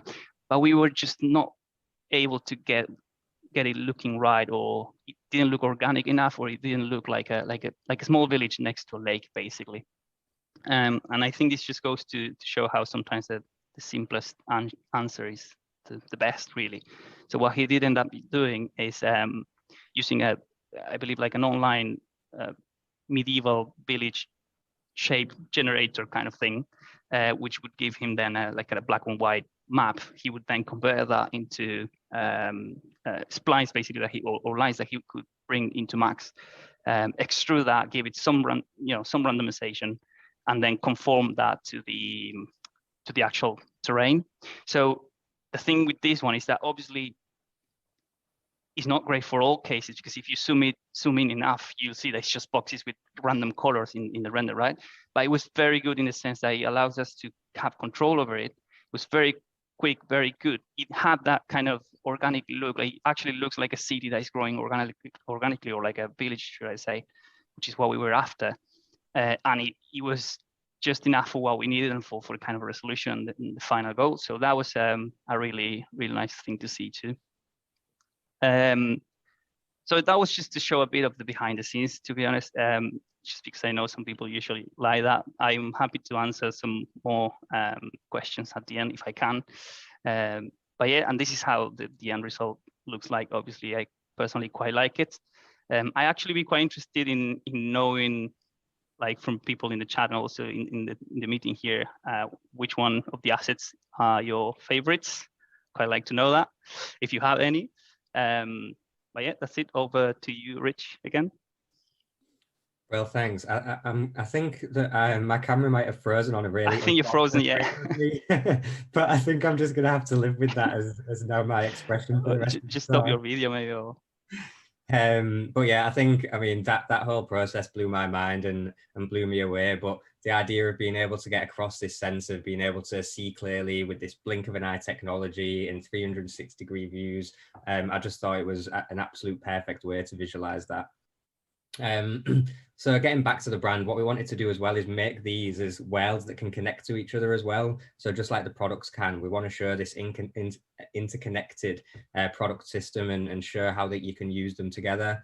And then just talk about what it again empowers you to do, unleash your endless imagination through this seamless integration to ultimately help you create your world. So that goes into all of their brand assets, but like I mentioned earlier, for Chaos, the community is such a huge part of what they do, and they're amazing at supporting artists, showcasing the work, and obviously that's absolutely something that is at the heart and absolutely should stay at the forefront. However, in terms of trying to create an interconnected system of different products of variety and showcase this variety that's on offer, we looked at how we might be able to actually pull together different imagery to showcase the variety, showcase different industries that it can be used in, and just add like another layer to all this amazing work that gets done behind the scene. So whether that's about creating your world or giving across these key messages around being able to make at speed, encouraging people to become masters of their own tools, and showcasing what freedom looks like, to think explosive thoughts, and ultimately to be an agent of chaos as well. So like I said, absolutely still raising the community up, still doing individual pieces, but just felt like such a great way to bring community together as well. So I mean, through that, like you see, it's a bit of a snapshot whirlwind, but we've tried to give them more order around how they speak about themselves, how they showcase the product, also trying to find their distinction, showcase that power, and bring their story to life.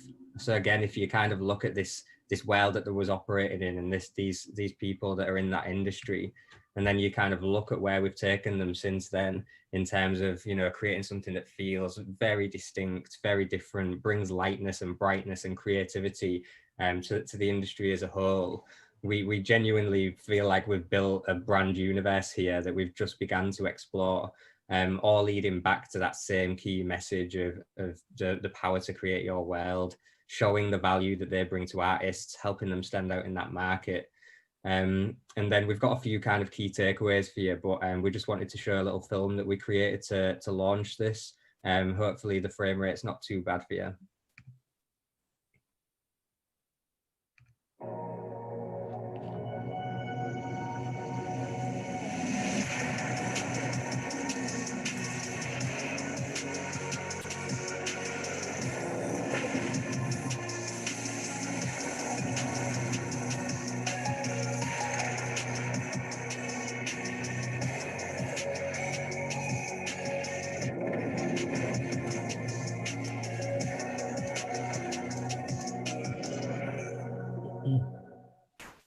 So that felt like the culmination of a year and a half's work coming together throughout that short film there. But I guess just to bring together some of the kind of key takeaways that I hope you can kind of see through this is, you know, whether we're branding a huge company or whether you're thinking about yourself, finding a new job, becoming a freelancer, starting a new business, being really clear about what your value to other people is so key, and to be able to put that across as strongly as possible is super important. And just finding that way to be able to stand out as well as an artist, as an individual, as a business, like what makes you different is the question that we always begin with. And, you know, throughout this process, I'm lucky enough to share the studio with people like Lautaro. I've been lucky enough to work with many talented people throughout my time, and you just realize that the best work is done when there's more heads involved and there's more perspectives on it. And in general, something that I try and keep in mind throughout my whole life is just to stay ambitious, even when it gets tough. Keep trying to push new things, get out of the comfort zone, and even when it does get really hard, if you don't give up, you will absolutely achieve a lot. And I'm sure Lautaro has a few points to add to that as well. Yeah, no, I mean, I just agree 100% with all what you said, and I think it's been great, like working with, the team, both teams together, especially because when we jumped into this kind of project, we already had all of the background, the context work you did, and all of that knowledge, and also again a great client. So yeah, that's just really agree with what you said. And just like a huge thank you to Chaos as well, like a super ambitious client, a super clear vision, like wonderful, lovely people to work with. So it was just an exciting pleasure. And then we've just got a cheeky little shout out from Lautaro at the end. Yeah, sorry, hope this is all right, but we just, before finishing, just wanted to say that somewhere we are looking for a art director. So if you are very talented art director or 3D artist, or someone who might be, just please head over to our website again, and there are more open positions at the moment. So just go to the website and have a look. Thanks, everyone. Thanks for having us. Yeah. Brilliant.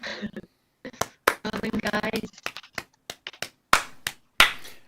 Thank you for the wonderful job that you did for this, and you've really put so much love and hard work in it. And I'm sure I'm talking on behalf of the whole team at Chaos Group. Thank you so much. We really appreciate everything you did. It was an absolute joy. Yeah, I can definitely see all the thinking behind it and all the love that's been put in and the passion. I mean, it's amazing. It's really amazing.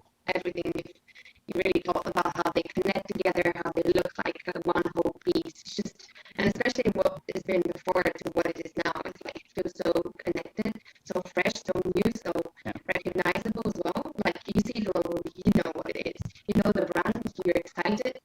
Like for me, it was like, yeah. When I saw the presentation you guys did on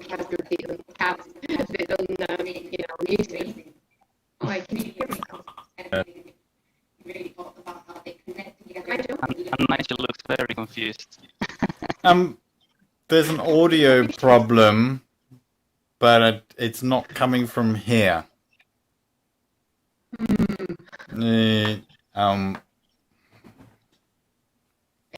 Do you think it's better now?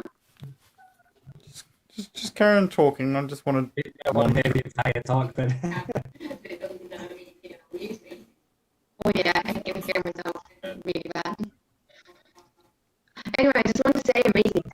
When I saw the rebranding, I was like, oh wow.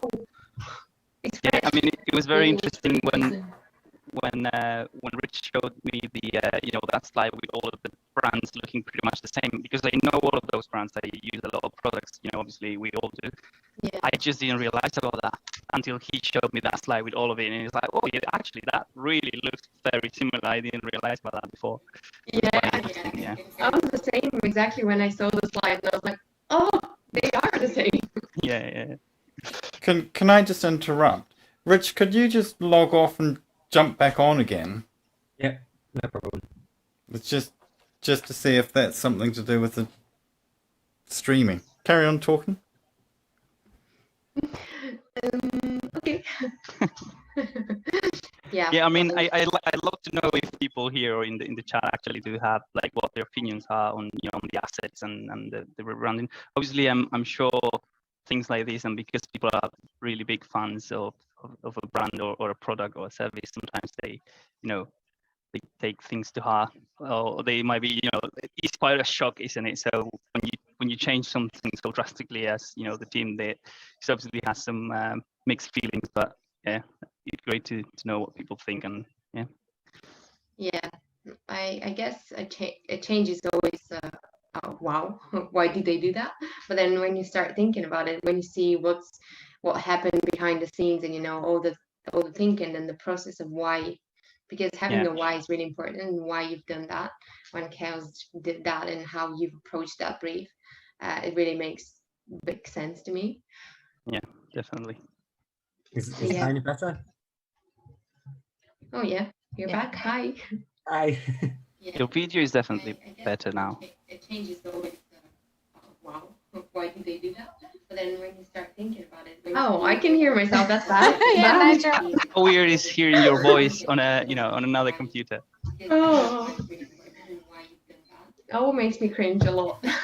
So I can who confirm knows? that change was really, it was a surprise even for us, to be honest, between the team, because obviously we had many discussions over that long period of time where we were working on this big project. So for me, it was really eye-opening to see like that the whole industry is so dark and counting on these dark colors. But then part of me was like, okay, but what if we go too bright and people don't like that? And isn't that what 3D, what CG is supposed to be? And we were very hesitant about it, but then we thought like, let's give it a shot, you know? If you don't risk, then you'll never know, so. Yeah, and you just said a great point. Sorry, I interrupted someone, but you know, this is what the industry is like. In the industry, so colorful when everyone's doing so much with like Exactly, all the products cows have. So hard to get used to it, you know. And we all create stuff, and creating means, to me at least, like gives me this colorful stuff in my mind. So yeah, you exactly have a point. I know change can be scary in general, but I just always take it back to like the community that you're here to serve as well. Like what an eclectic, creative, like vibrant community of people as well, and it just feels like the brand should represent that. Yeah, totally makes sense. It's great, and it represents it in a really nice way. Like, and all the colors are so nice and soft to look at as well. It makes you feel just like feeling really warm and happy. Yeah.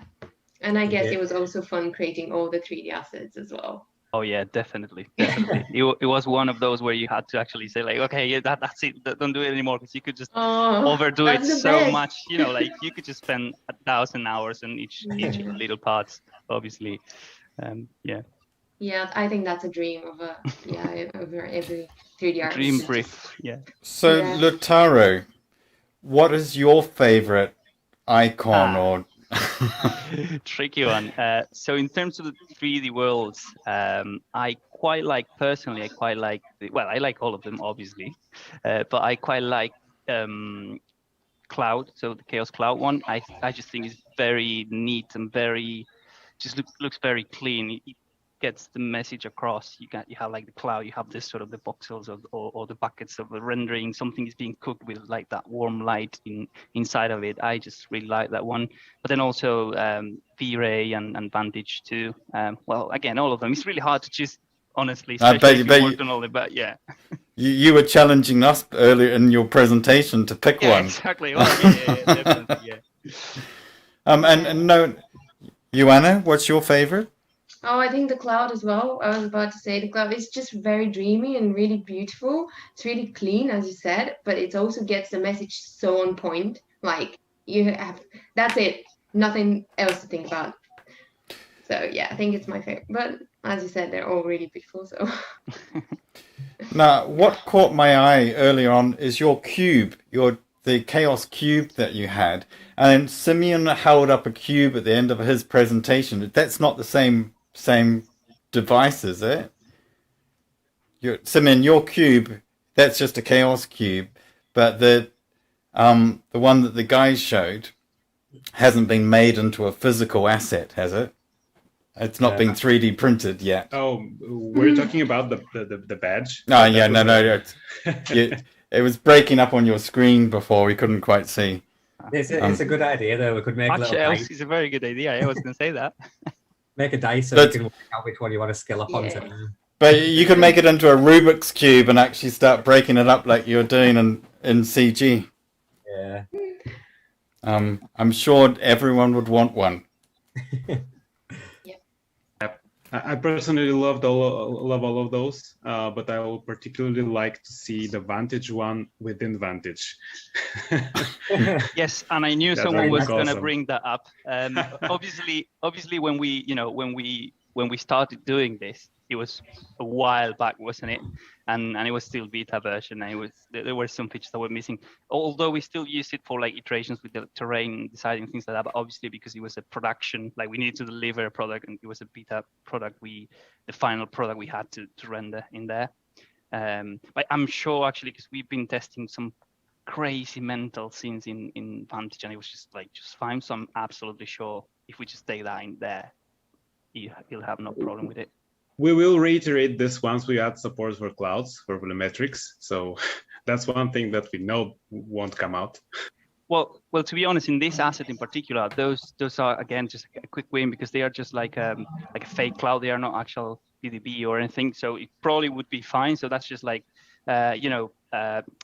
images projected into like noisy planes, basically.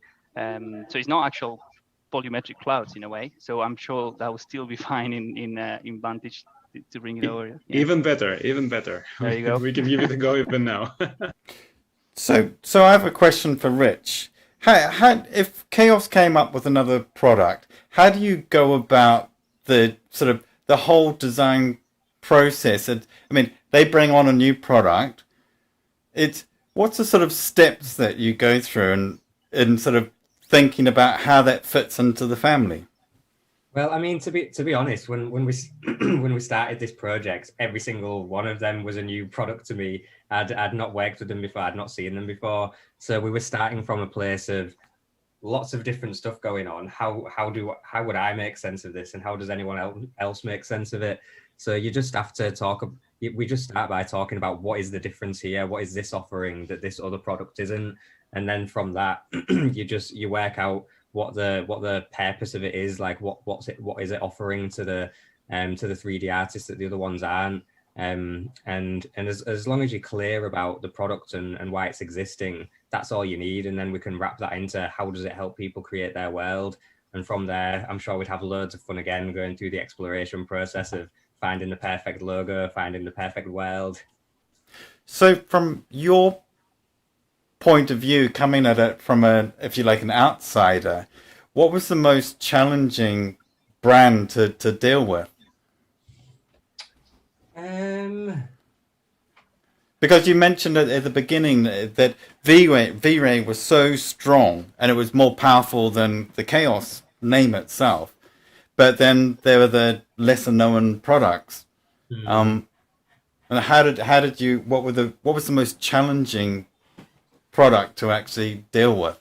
I mean, I think probably because they were still kind of in the very early days at the time. So Chaos Cosmos and Chaos Vantage. Chaos Cosmos also actually had a different working name in the development of it. So just kind of trying to get our heads around what this product is and what it's offering was quite a tricky one to look at. But the opportunity there was that we was building something from the point where we knew exactly what Chaos was. We knew exactly that Chaos was about creating worlds. So with Cosmos and Vantage, they felt like they really tied into this, like, I'm not sure if you'll be able to remember, but Cosmos is these little tiny planets that get across the idea of a universe of content. And Vantage it looks almost like a star being born, but also an eye. So they just felt like they tied perfectly into that topic. And like I said, the easiest one was actually Phoenix. I don't know how it usually takes so long to find something as perfect as that, but I think that was the first one we did, and as soon as everyone saw it, was just signed off immediately. Cool. And you mentioned before you worked for around 1.5 years on this. Was that concurrently or simultaneously, everything all together? Did you go through one product at a time, or? Yeah, I mean, we consider everything at once, but in terms of the way we work, we've got a strategy team. So they do a bunch of research around, the sector and the context and you yourselves to try and find that like real heart of the company. And then that goes into the creative team from a design perspective. So we looked at the entire logo suite at once. So obviously you can imagine that was quite a chunk of time to go through that exploration. But we needed to get the foundations just sorted out, really. So what are the logos? What is the look and feel? And what are the key messages that we're getting across? And once we got to a really confident part with that, then it went into Lautaro's team. And obviously that becomes a project in itself then. But I mean, this all happened we started the strategy just before lockdown, but then all of the creative work kicked off during lockdown. So, I think like everyone was trying to work out best ways of working, And obviously this involved pretty much the entire studio as well. And there was different moments where it was previously planned to launch, but because of COVID and the context of what was going on, it didn't feel like the right time to launch everything. But that just gave us the time to be like, all right, let's really do this properly. Let's really kind of get all our assets really, really well done. Let's get these 3D worlds as good as they can be. Although like Lautaro says, I'm sure he'd have liked even longer on them. You can always work a little bit longer on them, can't you? Like, it's never finished. Well, it was a brilliant presentation. Yeah. Thank you very much. Yeah, I'm sorry if my audio messed everything up. I think it was fine, and just right at the end went bad, so it's fine. Yeah. Yeah, great. We had really, really cool presentations tonight, guys. It was great. I'm really inspired. Thank you very much. Yeah. And do we have any questions from the audience? Let me just check. Or if anyone have questions or want to share anything else? You just want to chat? I do. Oh, sorry. Go on. I just want to say that I don't see anything, so we don't have any questions from the audience yet. So. I was going to ask Simeon about his presentation later and about Vantage. I probably missed this, but I think what's the best way, would you say, in terms of taking cameras in and out from Max to Vantage and so forth? So say I have like we have like a creative lead in a team. We give the person a kind of a theory scene or just a project. They go away, they explore some lighting and camera options. What's the best and quickest way really to like transport cameras and tweaks like that? Because I know how it works obviously with the live link and the moving geometry, but in terms of creating new cameras in Vantage and then bring them over to Max, how does that work? Yep, we have this workflow in finished or more finished way for 3ds Max.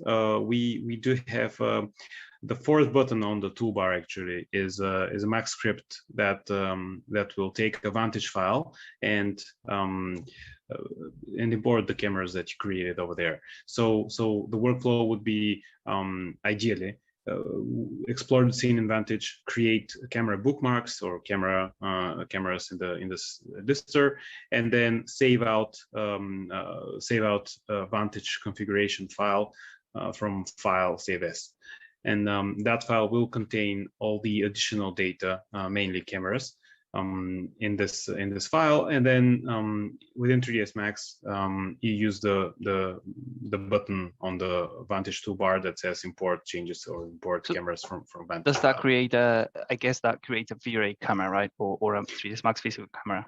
Yes, camera, it will. It has the options to create static cameras for all the cameras that you created in Vantage, and if you created an animation out of those cameras in the timeline, you can create an animated camera out of it as well. So both. Perfect. Ideally, every camera should be imported. We recently made changes to that because of a few bugs that we found. But I believe this was included in the latest hotfix. So yeah, that should be working now. So make sure that you upload your version. We try to release quite often, and we do have an update notifier in the application that says you when it's time to update. So yeah. Perfect. Thank you. You're welcome.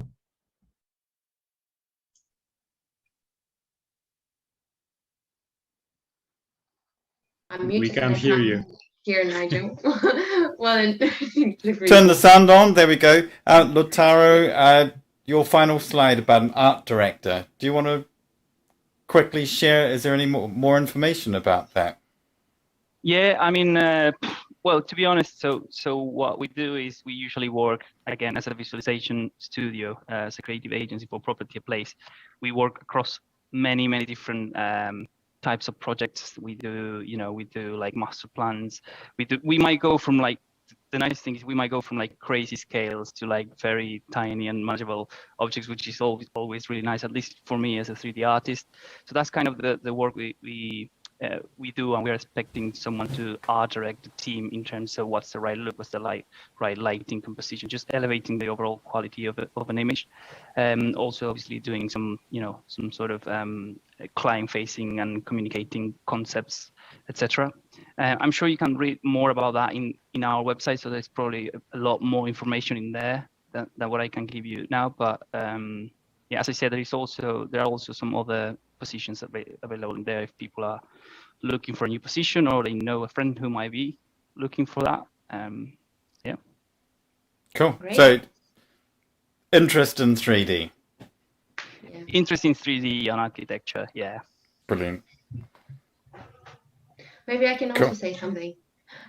We are also looking for loads of people because, yeah, from motion graphic artists, 3D, senior 3D, junior 3D artists, post-production.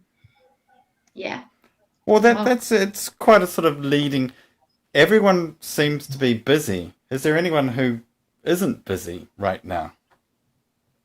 I'm not super busy, to be honest, but I think it's relative because I've been incredibly busy for the first half of the year. And I think in the UK, the lockdown situation with it easing and everything, everyone's sort of being a little bit careful and seeing what's happening. So It fluctuates a lot, doesn't it? Yeah, It very fluctuates a lot, yeah. Yeah. So I'm not sitting around twiddling my thumbs. I've got stuff to do, but we were crazy busy for the first 6 months of the year, 5, 6 months of the year, and it's those last 2 months it's not quite as crazy busy, but there is a difference between being busy and being profitable, and hopefully profitable. I'm never profitable. I'm not always good busy, enough, never profitable. or talented enough to be profitable. I'm a drain on the company I work for, to be honest. But in terms of, you don't want to be overworked. I mean, everyone seems to be busy, and hopefully everyone now is making a profit and things are going well and not being exploited by clients into doing 20 renders for the price of 5. Well, it's really tricky talking about architecture in a more wider sense rather than just visualization. But the past year has been really difficult because everybody's on sort of tenterhooks and they know they've got to work hard to survive tough times. Architecture is famous for just overworking people. So it's nice to not be ridiculously busy, to be honest, just to be nicely busy, but not kind of stressed out. Yeah, so it's good. Yeah, but on your point about most studios being busy, Nigel, I was actually if you go through the job portals online and etc., it does seem to be like a trend there where most studios and people are busy. Like there are loads of job offers out there. So yeah, in our case at least, it just seems to be like fluctuating quite a bit. We've been quite busy, which is good, but also we work with a lot, as I said, with a lot of kind of big developments, long-term developments. So maybe like a 1 year or 2 years kind of drop in the in their work is not going to affect it that much as if it is a smaller project, like a 3 months project or something. So I think in the job market in general, there's at the moment there's a lot of movement because people who were thinking of moving this time last year or even a year and a half ago, they've obviously put it off and said, well, it'd be a stupid time to try and get a new job at the moment. So now we've sort of come in the UK, at least we're coming out of lockdown. I think there's an awful lot of movement, people swapping companies and moving around. So, where I work at Hawkins Brown, which is a AJ 100 top 10 firm, we're a big architectural firm, had a lot of people leave, but we've also had an awful lot of people join as well. And so there's that natural coming and going. It's all just been delayed for a year. So I think we're seeing a bit of that at the moment as well. Yeah, another interesting thing that you can see again in those kind of job ads out there is how the remote working is affecting, because that's the other thing I was going to say. Like when you were saying people maybe think it's a crazy time to change jobs, but actually, depending on what you do, what offers you're after, you might be able to just like still change jobs during a pandemic, if that makes sense. And it seems to be like a trend again of more people allowing for kind of remote working, or hiring for artists just from anywhere, really. Yeah, well, you can't not offer that anymore, can you? It's just, if you'd looked at a job that wasn't offering you that at the moment, you wouldn't pay any attention to it. So yeah. Well, you can, if you see the chat, Melissa from Chaos has just briefed your team on more work, so there's more Chaos work coming your way. So you heard it here first. So early night for you, I'm sure, and get some rest and keep going. We'll get back into action tomorrow. Absolutely. Uniform Group is essentially, you've got the branding side. You're an agency. Now, what's the sort of makeup of work between, say, let's say the traditional ArcViz to other forms of work that the agency actually does? Is it spread across the whole company, and in terms of? Again, what I would say is that, as I mentioned before, the thing is that we can actually function as individual businesses. So, we would have our clients, and then, the continuous team would have their clients. But then there's also opportunities like this one with Chaos, where we collaborate and we work together. So it's not to say that we always work together, or we never work together. So it's just pretty much, you can think as a. Because Uniform as a company as well has been going for over 20 years now. So you can imagine, like, it started with 3 interns and finishing university, and the first few projects were predominantly around product design. And then through that, I guess, kind of 3D aspect that they was doing to things, they started getting more into the architectural world. But as they stepped into architecture, they realized that these developments needed brands. And then from that, we developed a branding arm, and that built out into different clients as well. So over the time, we've kind of evolved until we got to the point of, it was so hard to describe what Uniform did as a company, because it was so varied and so vast, which is why we've made the decision to, we're still one group, we still have one vision, we're all kind of one big team together, we all hang out together. But in terms of how we speak to different types of clients, we're very much, we're about building brands, building campaigns. These guys are about creative solutions to property in place problems, I guess. Having been in the industry for quite some time, I've always admired Uniform, the way that they did break away from the traditional ArcViz side of things. And the reason I want to talk about this is there's probably people who watch our stream who are pure ArcViz artists, and they want to remain just an ArcViz studio. But the way that, if you like, Uniform has grown, has protected it, and brought in new clients and new forms of working, as well as keeping a really strong ArcViz team. So I look at so many companies who try to follow the formula that Uniform have created, and they've never been quite successful. I mean, I don't imagine it's been the easiest all the way through. I imagine over 20 years there has been some ups and downs in that. But I think, the thing is, I think as a consistent, there's just some really amazing people with really different skill sets across the business. But we've all got the same kind of goal in mind. So, when I walked in on my first day, I'd never really considered ArcViz as a thing before, but I was able to kind of walk in there and be able to see all these incredibly talented people. And I guess it's the same from the other way around as well. And we've just, the company owners are all from very different backgrounds, and they've got the specialism, and they've just built on that specialism. And now was the kind of the time to formalize all of that. Well, it's working, that's for sure. Cool. Sorry, I'm being attacked by my dog. It's a very doggy episode, isn't it? Yeah, he almost pulled my headphones out before. That's why I was like, I had to lean on the floor. He got all tangled up in my headphones as I was trying to listen. I've confiscated a tennis ball, so I'm extremely unpopular at the moment. My dog is also barking here, so. Olga took her dog out for a walk a minute ago. Oh, here he is. A lot of dogs. Oh, Here we go. look at you.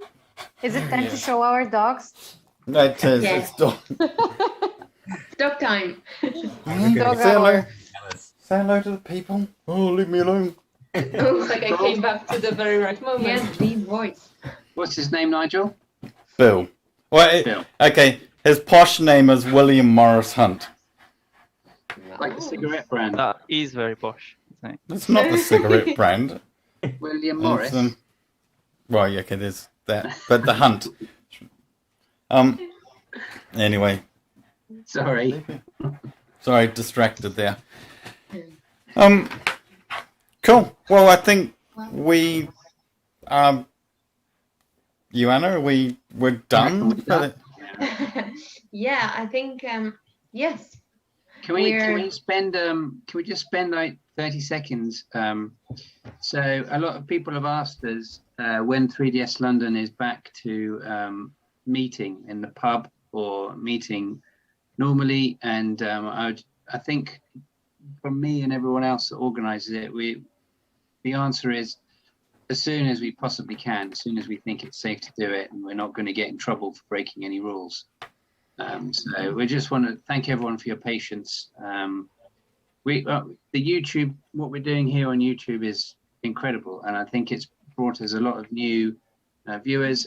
It's been forced upon us, but it's actually been incredibly good. 3ds London. It's been an enormous amount of fun. But I just want to remind everyone we haven't forgotten about the physical meetups at 3ds London, and we're very keen to do that as soon as we think it's safe to do so. I don't know if anyone else wants to add to that, but that's just a little message from me. Yeah, no, I totally agree with you. And we're looking forward to meet everyone again. Really, really looking forward to grab that pint and just be like, hey. All over everybody. Yeah. Oh, no.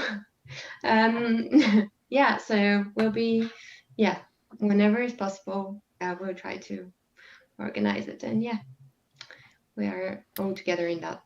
But, Until then, for me, massive thanks to all the speakers. Thank you so much for coming along and taking time to prepare the work that you showed. Yeah. I've enjoyed every minute of it. Thank you so much from me. Yeah, and thank you from me, guys. It was amazing, and it was really, really inspiring as well. All the presentations, so good, and so yeah, it's great, it's great, and I would love to meet every one of you in person one day. So yeah. Fingers crossed. Thank you very much for having us. It's been a pleasure. Yeah, thank you. Absolute fantastic. Yeah. Thank you, So guys. I think that Pleasure as always. Cool, and I think that's a wrap. that's a wrap. We'll be back on the first Wednesday of August. There was something happening last week that clashed with what we were doing. But yeah, we'll be back on the first Wednesday, and we have a great show planned for you. And then September will be 24 Hours of Chaos. Yeah. So, on that note, good night, everyone. Good night. Bye, everyone. Take care. Thanks for joining us. Good night. Bye. Thank you. Bye bye. Bye.